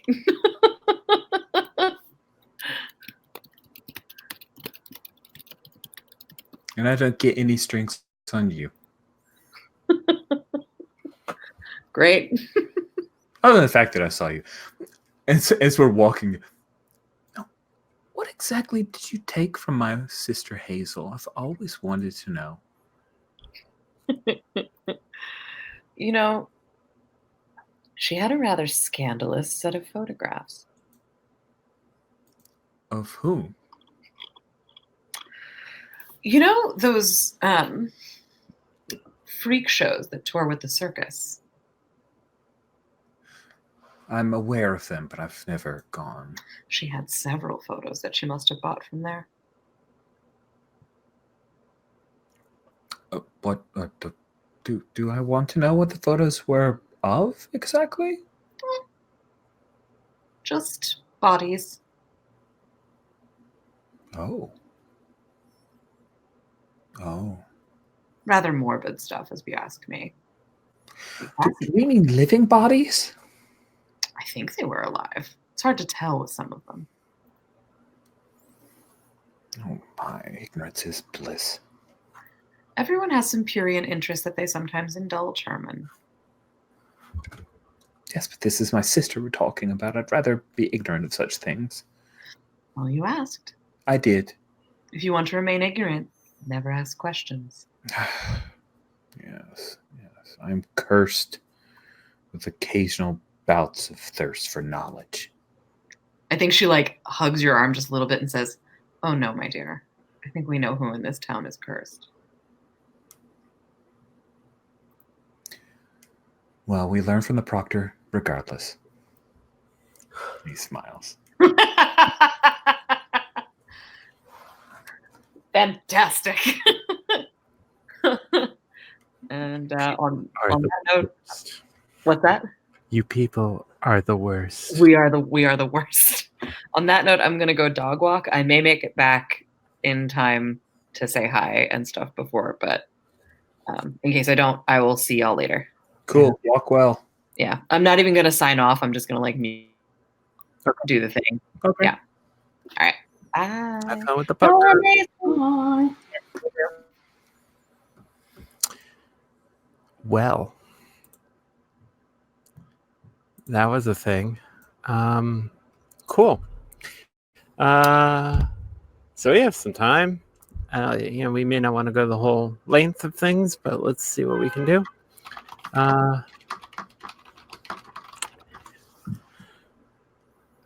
So, Margaret.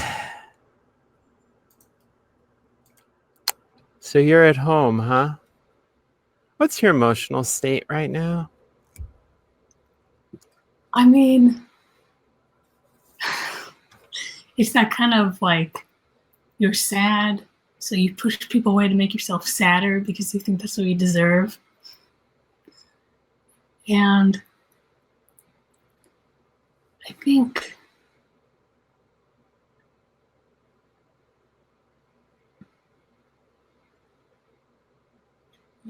the fact that Anathema left is proof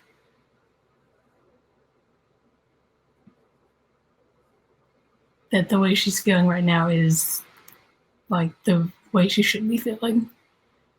But she also has a job to do. So, house calls. Jabez is there with you. Why are you sad, Margaret Foster?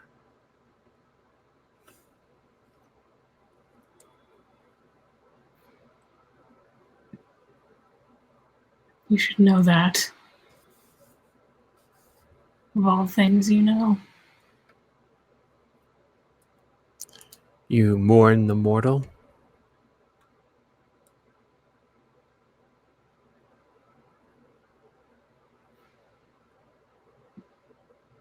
It's He was never really mine, was he?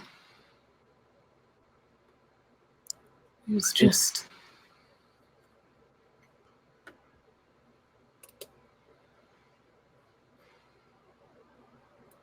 a gift you gave. Let me show you something. And you're standing in the sweet shop, and you see Anathema and Herman enjoying a sarsaparilla and perhaps a pastry.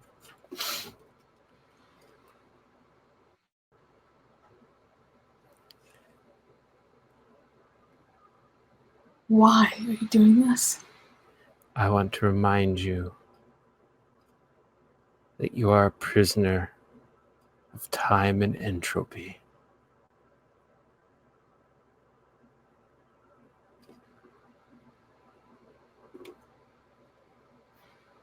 I know.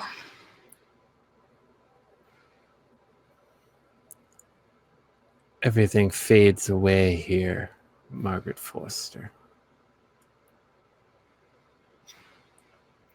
In the world? Well, the book.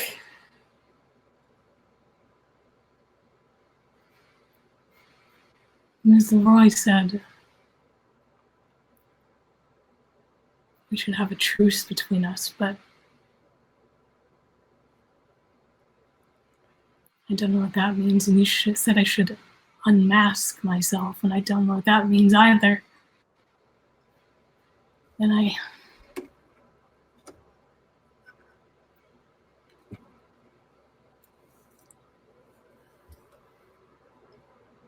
And she, like, I think turns away from them.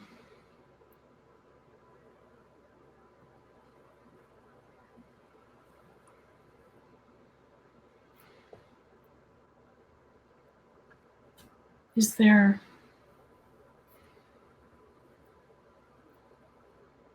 a way out of this? Can I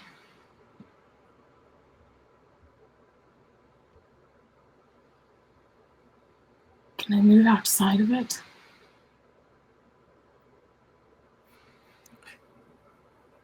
Did you get my present?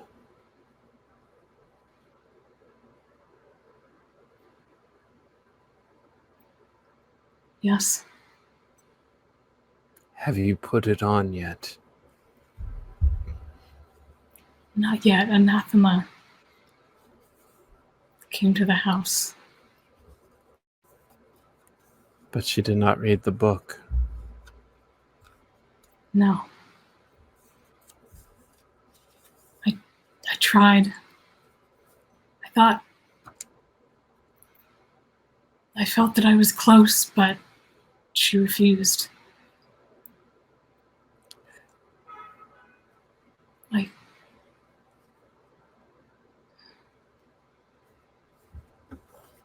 So he takes the book from you, opens it up, flips it over to the Dramatis Personae page, holds it out to you.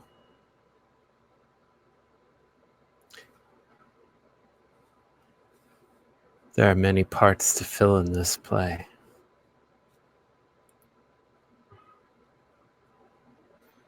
One is yours already. Looking down at it, what role have I been given? Shall I give you your name? Shall I help you remember it? Casilda. Googling?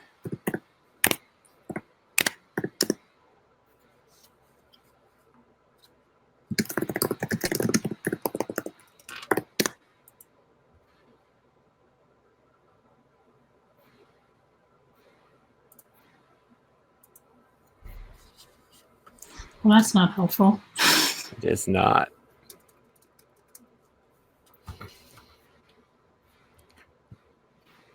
There'll come a time soon, Margaret Foster, if you understand all these things, that you shall sing for me, and you shall unmask.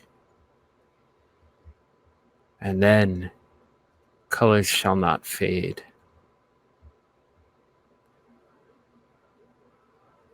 But with so few players so far in the play, I don't see how we could mount the production. There are others. There are others. I'll find them. And yet, I sense no one has read the book yet. Perhaps I was wrong. Perhaps Mr. Leroy was right. Perhaps young Josephine shall play Casilda.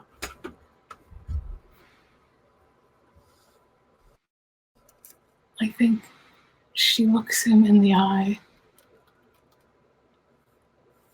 and turns on her heel and walks out into her bedroom. And she goes to the bed and picks up the mask and descends the stairs and climbs into her carriage. Good God.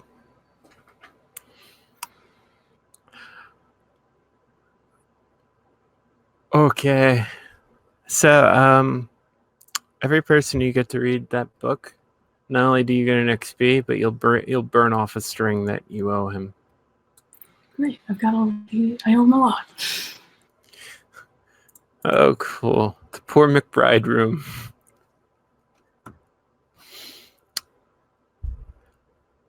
Okay. So, Herman, where do you go after the sweet shop?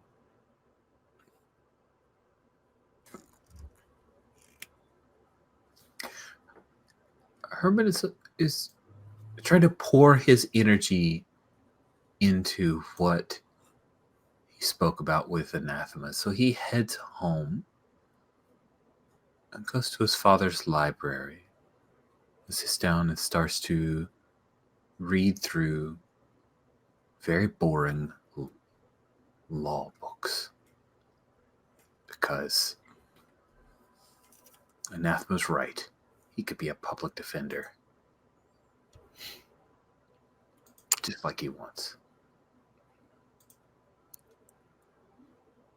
Cool.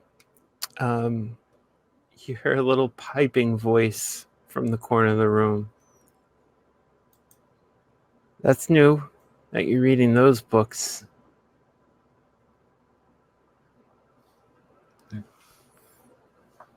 Kind of, I imagine he stands up while he's reading and he puts the book down and looks over.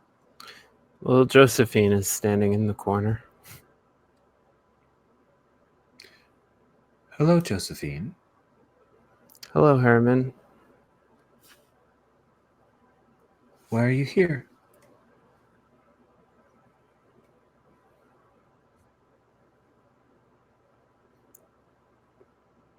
Do you help people, Herman? I do. I have. Well, truth be told, I've tried. But it seems the offer I have made for help has been denied several times. Why do you ask? Her eyes are filling with tears, and she's, why do you hate me so much?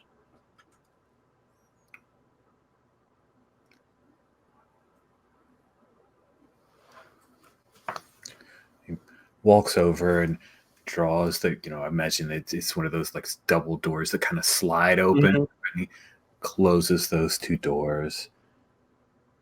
And he comes back and stands near her and reaches in and pulls out a kerchief and offers it to her.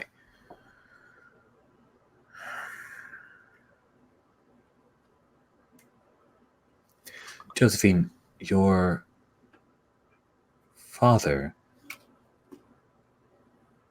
was put in prison by my father. You know this, right? What's that got to do with you and me, though? I weren't the one in prison. Not that kind of a prison. What kind of prison are you in, Josephine? You've been so worried about her, who doesn't love you. You can't see what she's doing to me.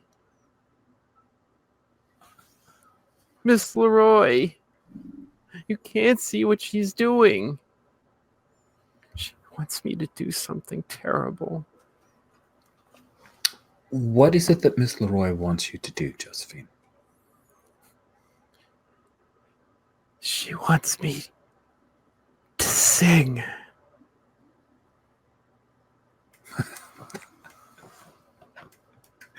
I'm sure that if you sing half as well as you play the piano, that everything will be fine. It's not the fact of the singing. It's the song and the venue and the audience.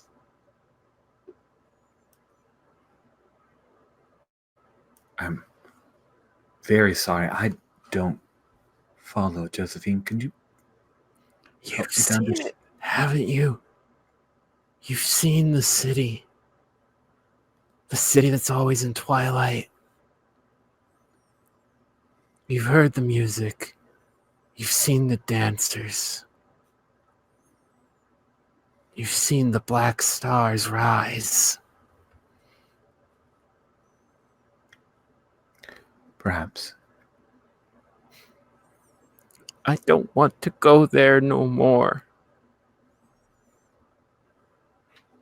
You were sponsored. No one's forcing you, are they? It's not so easy to get away once they've got their hold on you. Have you spoken with Anathema? She seems to be much more schooled in these kinds of troubles. I don't know that Anathema has it in her to harness this power. I don't know. She was mean to me too. All I did was try and help her friend who was going to do what he was going to do anyway.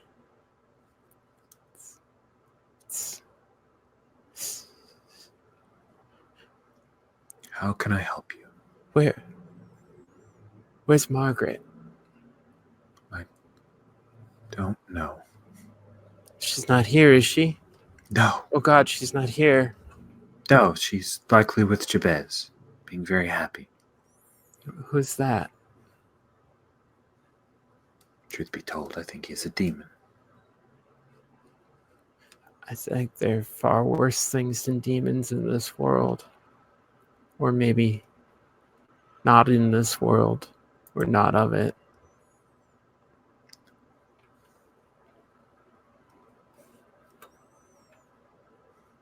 Perhaps you're right. These are things that are very foreign to me. They are all equally terrifying, to be honest. But how you have come to me for help? How is it that you need help? I don't know who to turn to. Who can break me free of these people? I'm alone in the dark, Herman. I'm alone and I shiver. Poor girl. I'm sorry that I've been cold to you. Puts his hand on her shoulder. She flinches at first. He still holds his hand out, doesn't draw it back, but it doesn't grab for her or anything. It's only human compassion. You needn't be afraid of it. Oh, fear that, Herman. Oh, fear your heart. That's how they get in.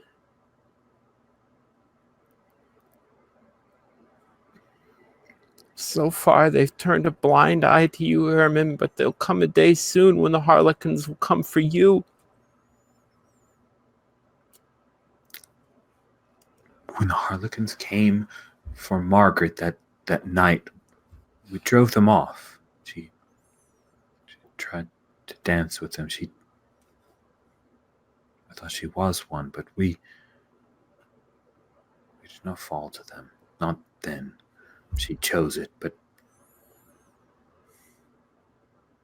And where's she now? I don't know. And is she with you now? Are you going to be there to turn back the Harlequins? Josephine, she told me that I did not make her happy. She told me that she wanted to be with him. I should respect that choice, shouldn't I?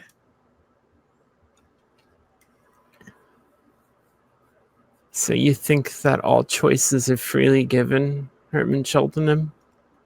You think that just because you say yes the first time, that you can't ever change your mind?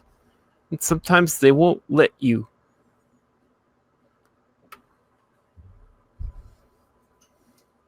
Sometimes people are broken on the inside, Herman Cheltenham, and they find a way in. My pa was not a good man. He should have gone to prison. The crimes he did, robbing and stealing, those weren't the crimes I wanted to see him punished for. What crimes did you want him punished for, Josephine?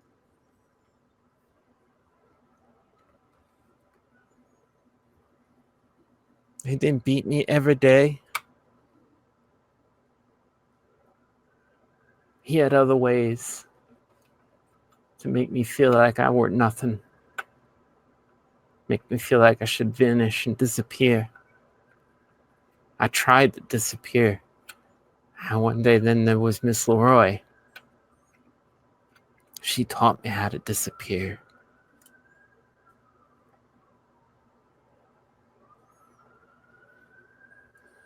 They make their deals with you. They make people into them until they are devoured from the inside, Herman. They're going to try and make Margaret sing. And she'll sing everything of her out into them, and there won't be anything left but them.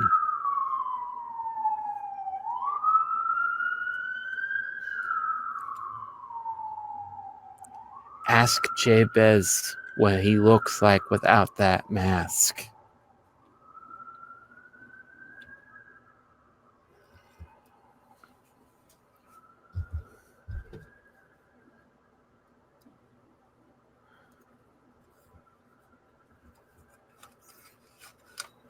If you wish for a place to sleep, we have guest rooms. Oh no, I won't bring that upon your house. But you've come to me for help. I need your help. But some of that means that I can't. Find a way, Herman Cheltenham.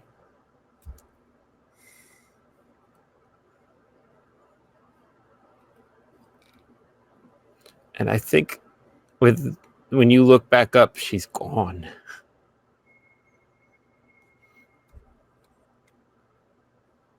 I mean, following in the very loud ticking of a clock kind of thing. So, Margaret, what's your first stop? Gertrude. Oh, God, you mean you're horrible person. She's the only one I have a string on, besides Herman. Oh, no. Okay. Yeah, so she lives in a nice middle class house. And when you arrive, her mother shows you into the parlor and is like, Gertrude, you have a friend. Gertrude like looks up from her book, like, oh, Margaret, how well, what a lovely dress. It's like she's the first time she's noticed that you're wearing anything special. What a becoming color for you. Please sit down. We should tea or something. And her mother's like, I'll get everything for you, dear. You just talk with your friend. Maybe she'll invite you to a ball or something. So Gertrude's like, please forgive Mama. She has this whole idea of my life worked out for me, but I don't know that's what I want to do. You know. That sounds nice to know for certain. To what? To know for certain. Well, maybe. I don't know. I wish I could go someplace where they let me read or study or something. This is here all they care about is who I'm going to marry and how many children I'm going to have. And I hear mom talking things with her friends, and it's like what color wallpaper and what pattern of china. And when I hear China, I think about dynasties and Marco Polo but Yes, they had some good poetry, I think. And I finished the book you lent me. oh, very good. Oh, did you like it? I did. I brought you one in return, if that's all right. Oh, a new book. Have you read it? No, produce. Le Roi en Jean. I didn't know you read French. A little, enough. It took some time. Do you? Oh yes. I've been trying to learn a little Chinese, but mother thinks it's disreputable. Well, it's short. It shouldn't take you too long if you're fluent. And I feel like this is almost isn't necessary. Yeah, I don't I'm really gonna think. pull my string. Yeah, I don't even think you need to. She's like, cool, a book. Cool. Do you stay with her the whole time? Is she gonna sit down and read it then? Oh, sure.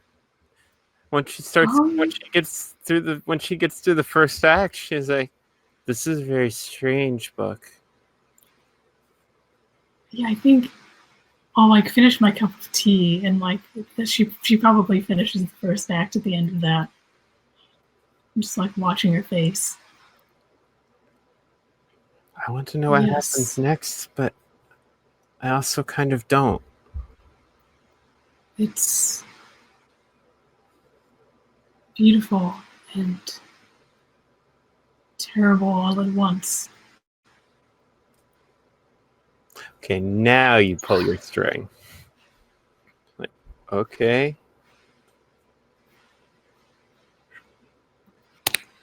So Done. the tea slowly cools until she gets to one part, she shouts, "Not on us, O king! Not on us!" She throws the book down. Why? Yes. Who? How?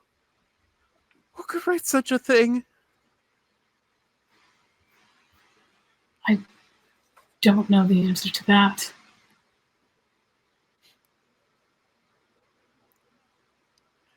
I'm sorry.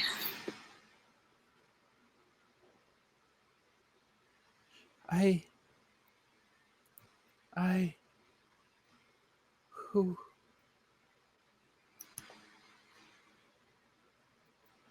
What do you want me to do, Casilda?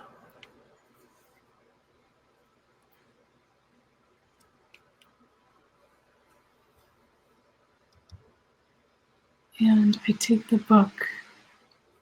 I go and pick it up. And do I have to give the book to people, or can she give the book to people? Or I mean, technically she's got the dark recruiter power. I think you probably want to supervise. okay. Then I lay it very carefully on the table in front of me and say,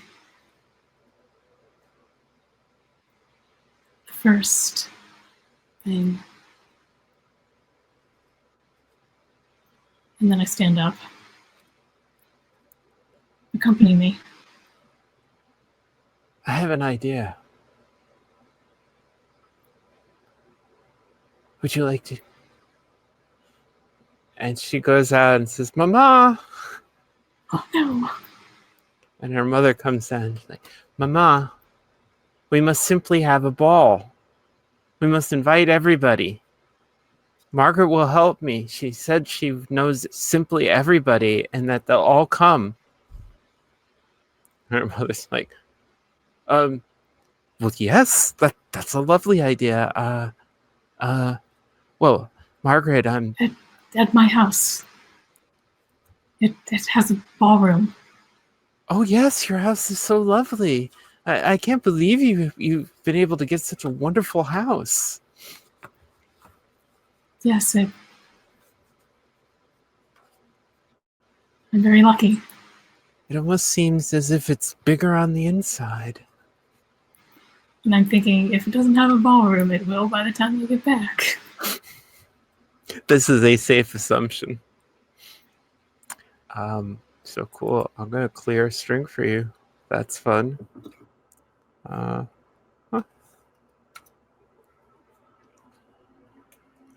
Oh, this is terrible. This is truly terrible.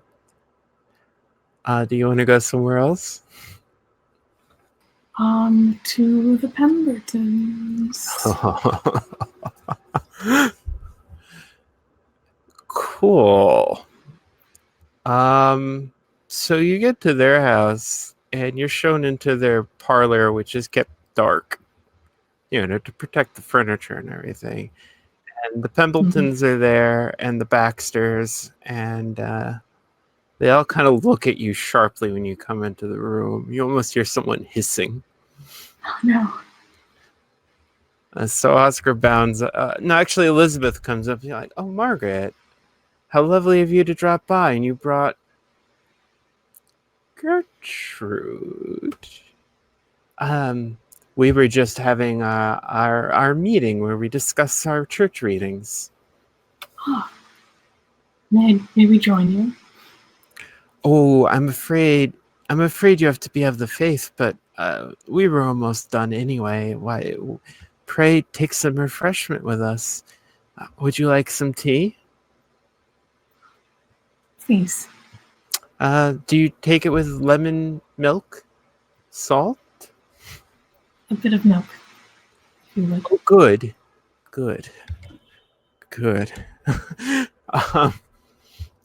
So everybody's just sort of looking at you. And I feel like I'll probably... Yeah, they're staring at you quite uncomfortably, and maybe it's your imagination, but they seem to not blink as much. Okay. We will retire into an adjoining room. And maybe this would be a good time to come back to Herman while we wait.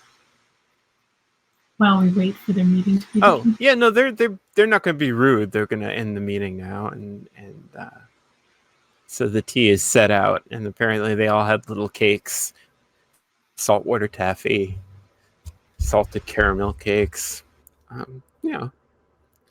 Maybe I should have taken salt. Little biscuits with little biscuits in the shape of fish. One of them looks like it's a Christian symbol. So Elizabeth's like, well, whatever could we do for you, Margaret? Such an unexpected pleasure. And she looks at Oscar, and Oscar's like,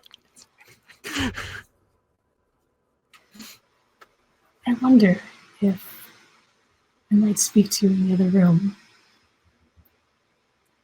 oh, surely. Gertrude, you wait here. She turns back like, now everybody, be nice to Gertrude. Don't you eat her up or anything. And then they go to the next room.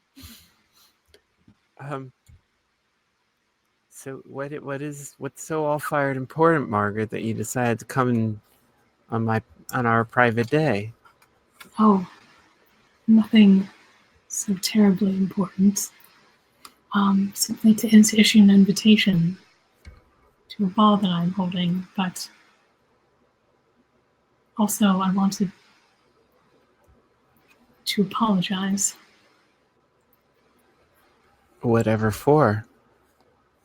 for what I said the other day in the McBride room about you and Oscar. Well, I mean, I hope you took it to heart what I said to you. I have. I think we should be delighted to come to the ball. And the thing is, and she puts a kind of confidential hand over your shoulder, you came at it the whole wrong way, Margaret. You tried to come in as a competitor. If you really had wanted to just be a participant, all you had to do was ask.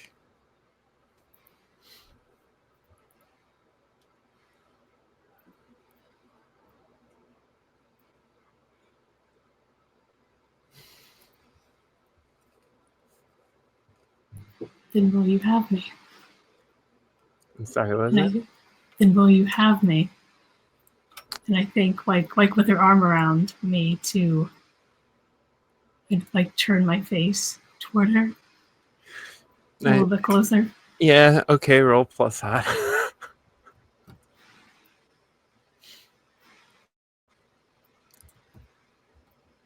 Ooh.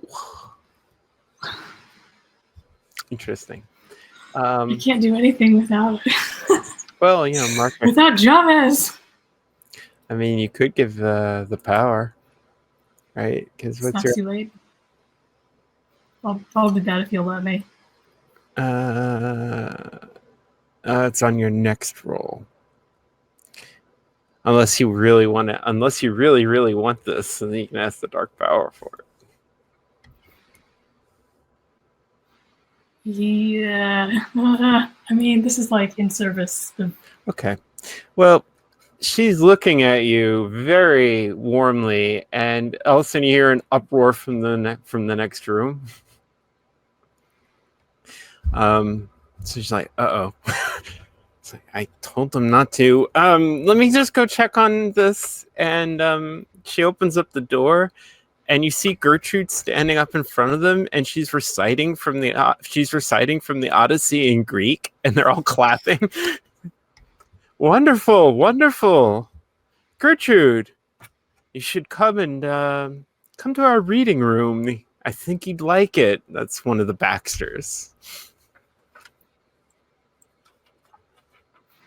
Wait, I just sorry, can we rewind? Yeah. I realized I have a +1 because Chavez has like 600 strings on me. Oh, that's right. So that's 5, 6, 7, right? Yeah. Oh, okay. Yeah, no, definitely. We still definitely hear like the uproar. Yeah, we'll definitely leave that. And I think she just looks at you and says, "Well, then, I think you can guarantee that Oscar and I will come to the ball. And I mean, it will be a very late night, I'm sure. And we plan to stay for the whole of it. So perhaps you'll have a room made up for us." Perhaps. And at this point, I pull out of my pocket. I thought we might do a reading at the end of it. Roy and June? What is this? It'll make more sense once you look inside. So you want her to read it now? Is that what you're trying to do here? If she... I'll lend it to her. Okay. And pick it up later. I'd like you to roll to keep your cool here. Okay. I would like to give a string to Chavez to add 2 to this roll. That seems like a plan. Let's just never go down. It doesn't matter, Cat. It's a 5. Oof. Oh, you're not one of them cold. You're not a cold infernal. You're a dark infernal. Right. Okay. So you hand the book and she looks at, all of a sudden Oscar comes bursting into the room. It smashes the book out of her hands. Like, no, Elizabeth. No. And I go to pick it up, and Margaret Foster, I thought we were friends. I thought we were too. If I misunderstood. I'd like to be your friend. Don't mark my words, but don't come poaching on another man's game preserve, if you understand what I'm saying. We know that.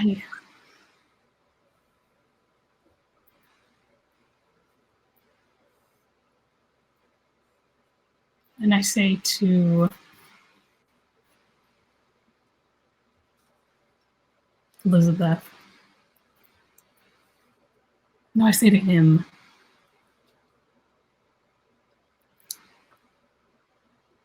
Perhaps it's best if you don't come with your wife. And then I nod and take my leave. And probably at some point, Gertrude comes out. Yeah. But Herman, what are you up to? Yeah, let's find out what Herman's up to. So first of all, did you know that my character has moves? Because I didn't engage any of them, but I think I may have tripped a few. I think you can probably claim a large number of XP for yourself right now. Yeah, so sympathy is my weapon. I think I did that one with Margaret, maybe. What do you think? Sympathy. Not at the end, because you did leave. I It might have been something before. Give you for hurting me. Okay. Yeah. Take it. You for sure did that. Okay, so then I get a string on you, so yay. I'll mark that. Let's see here. Down the rabbit hole, I think I did that with kind of an anathema, maybe? Yeah. Which means that anathema would have gained a string on me. So we'll just do that. All right, and I'll mark XP. Yeah, I think those are the two. Although maybe with Josephine also she gets a string on me. Yes. Yeah. All right. Cool. There's some stuff. Thank you for like let me backtrack to. Yeah. No, I was gonna tell you about. I knew you were tripping down the rabbit hole Ryan left, so Yeah. I was gonna remind you about that. Well, thank you. I just I got involved in the talking and the playing of the character, and then The talking is good. Yeah, it was good. Yeah, once Josephine's gone, Herman is torn. Herman is torn is like your motto, right? I think you'll go see the proctor. Oh my god. That's not down the rabbit hole. That's jumping into the foxhole. Yeah, I know. But Josephine asked for help. Okay, cool. All teary-eyed and sad and stuff. Oh no. Engage your sympathy. Your only weak point. It's not his only weak point. No. All right, sure. You can head right down to the Watkins house. During the day, it's there's actually workers coming in and out doing the restoration work, and you don't see any of the mysterious Hunter family, but yeah. So you get into the library, and it's all nice and dim and dark. Little green shaded lamps. Nobody seems to be there, but then you hear the door the other door, the little door, slide open, and Miss Leroy comes out. Hello, Herman. How are you? I'm good, Miss Leroy. How are you? I've been suffering, but no more than is to be expected. From what do you suffer? What is your affliction? I am sure it is nothing more than the shadows of my mind.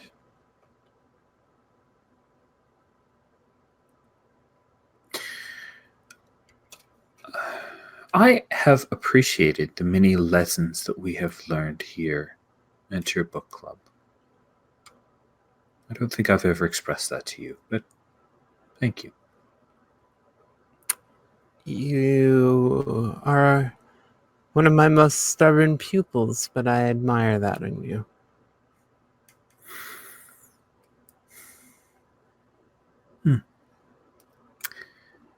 I am concerned about Josephine. I know that I have been cold to her in the past, and that is a sin for which I must atone. Not to you, of course, but so that we are open and honest, I want you to know that I realize that this could be a very odd concern coming from me, but I am concerned about Josephine. I assure you I look after her welfare. It's very important to me. Why is that? Well, I care for the girl. I think she has a notable future ahead of her.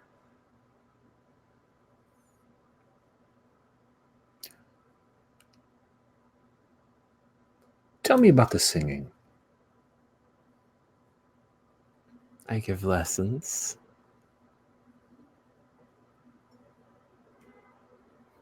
Miss Leroy, tell me about the singing. Mr. Cheltenham, it seems to me that I met you in a coach not so long ago. And now you're asking me more? I had thought that you would be grateful to have escaped unscathed. I am. Your gratitude is demonstrated in an interesting fashion. There are other people who may need my help. Why, Herman Cheltenham, have you become a philanthropist?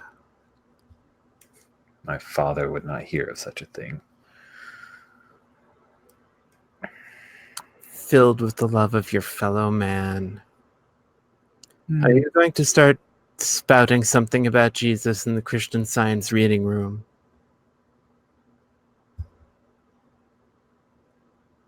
I'm not. It's Good. just me. Just me. There is a King of Kings, Herman, but he does not need your worship.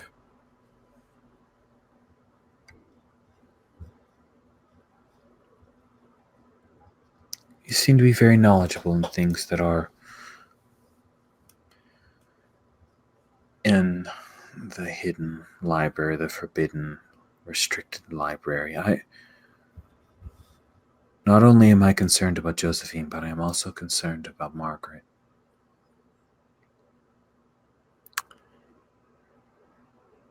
I too am concerned about Margaret. How do we save her? Save her. I had not thought of that end of the puzzle. It's the only end that I care about.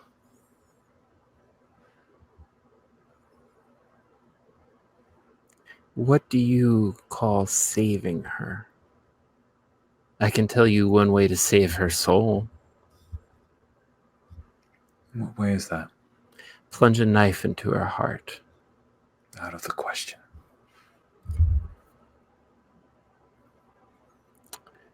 So you wish to separate her from her friend? I am not disopposed to that question, Herman Cheltenham, but only because I have my own favorite. And I will not be displaced. Who is your favorite? You've Josephine. already asked me about her, yes. I see. So what you offer me is a devil's bargain. Allow Josephine to, Do you play chess, Mr. Cheltenham? of course. Then you are familiar with the occasional need to exchange queens in order to simplify the board.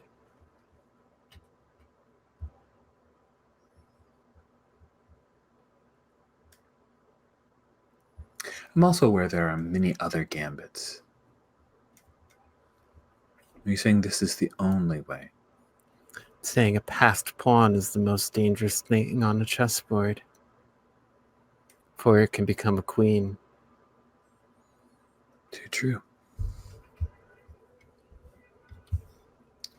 What other price would you ask for help in separating Jabez from Margaret?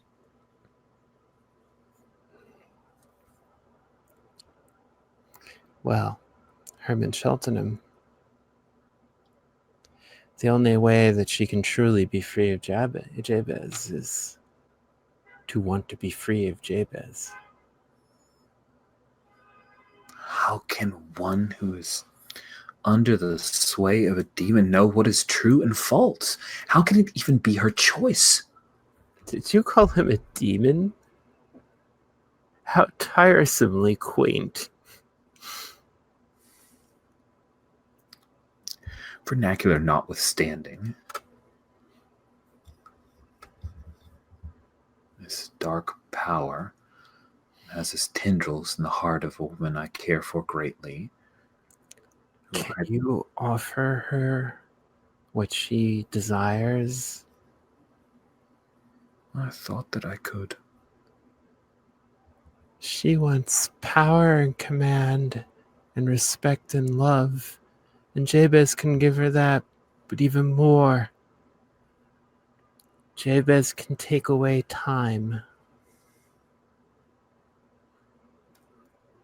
If this Jabez is so powerful, Oh, no. No. He is but an agent. As am I. As will Margaret be if Jabez's machinations come to pass. you and Jabez are not allies, but agents for the same. We have both fallen into the same condition. We still have enough of a necessary animating force to exist, to come back into time and entropy, to feel the weight of the years, the dust gathering, but also the warmth of the sun, the blooming of a flower. Sunrise, Herman. Would you ever think you would miss a sunrise?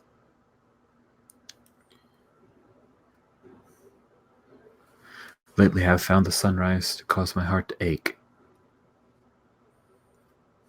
I feel much the same way. It is very strange, the things one can miss. All around is decay, senility, death, destruction, time. Already, I can hear the death watch in your cells, unwinding to that day when your body will just no longer be able to carry around a poor bit of electrically charged chemicals that you call yourself. All that will vanish. It shall all be as sand castles, as a drop of water, as a tear in the ocean, forgotten, lost, inseparable. And yet,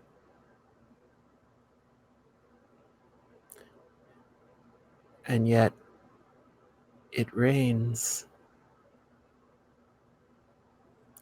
There's something about the cycling that I forgot.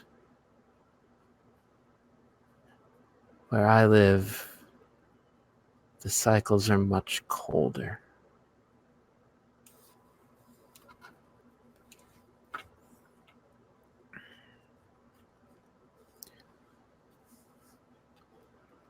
You should forget about Josephine. Allow her to live what little bit of life she has left without your troubles. But if I forget about Josephine, Jabez won't. And Jabez will supplant me with Margaret. And when Camilla comes, what will I do? Where shall I be? Already he puts her up to be his queen. And I think he looks for another to replace me. Me, Camilla. I will not be replaced. Herman Cheltenham. It is not my time yet to fade. I am not just words on the page yet. Oh. I am still me. I am still myself. I am not just a role. You understand that, don't you, Herman? I'm not just a role. Perhaps you've chosen poorly. Look at the character that Margaret presents. And look at poor, humble, unassuming, hidden Josephine. Perhaps you chose poorly and that's why you're losing. Roll plus gold, please. Cool. You're very good at that, right? No. But I am happy to roll. And fail. I mean, she does have a condition, theoretically. Does she? Did she? I thought she did. No. I stand corrected. All right. That's right. Nobody gave her a condition. Oh, I could have sworn Anathema. No, Anathema took a string on her. Oh. I mean, do you have a string on her, Herman? Do I? Miss Leroy? Check. Margaret, Anathema, Patrick, Father. Nope. She has one on me. Oh, that's right. That's okay. It's my 5th XP. If I survive, I'll get a move out of it.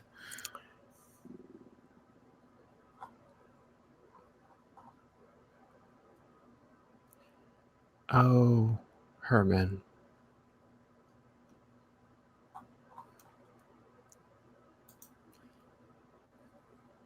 Don't you think I understand you? You're no one. You give and you give and you give, and everyone takes until you're nothing more than a dried husk. That's what you fear. All this love and charity, and yet no one will do the thing that you want them to do. No one will love you back. Oh, Herman. You come to lecture me about bad choices. Why don't you just go into your darkest self, please? Ah, perfect.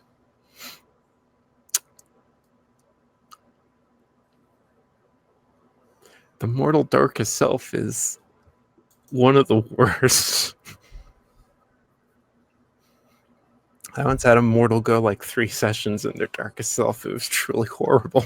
Well, we're on session 2 of the Darkest Self of the Infernal, so she keeps keeping more strings. So I don't think I'm ever getting out of it. I don't think you're ever getting out. Well, there is a way. There's a different way.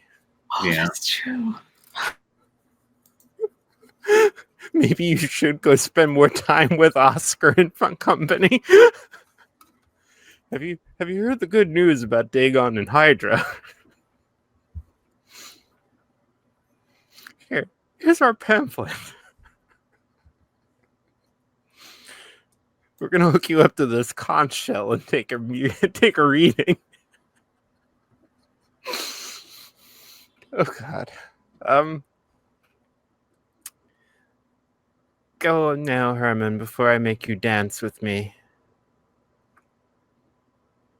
We'll talk again soon, after you've had a chance to think things over. And he leaves. Well, and with that, we're up on 10:30. So, wow. This was no joke. This was the intimate Kingsport. I feel like I should have Oscar Peterson playing for me. That was great. Cool. So I guess we have some sort of finale next week. Patrick will do some terrible things, and so will the rest of you. There may be an impromptu a cappella live performance of a play. Oh no. Yeah. So that was great. Thank you guys so much. Thank you. I am looking forward to next week. I gotta say, this is one of the first times that I've had a Kingsport where I'm like, if we could run this for another 3-4 sessions, that would be okay by me. So cool. I guess I will see you all next week.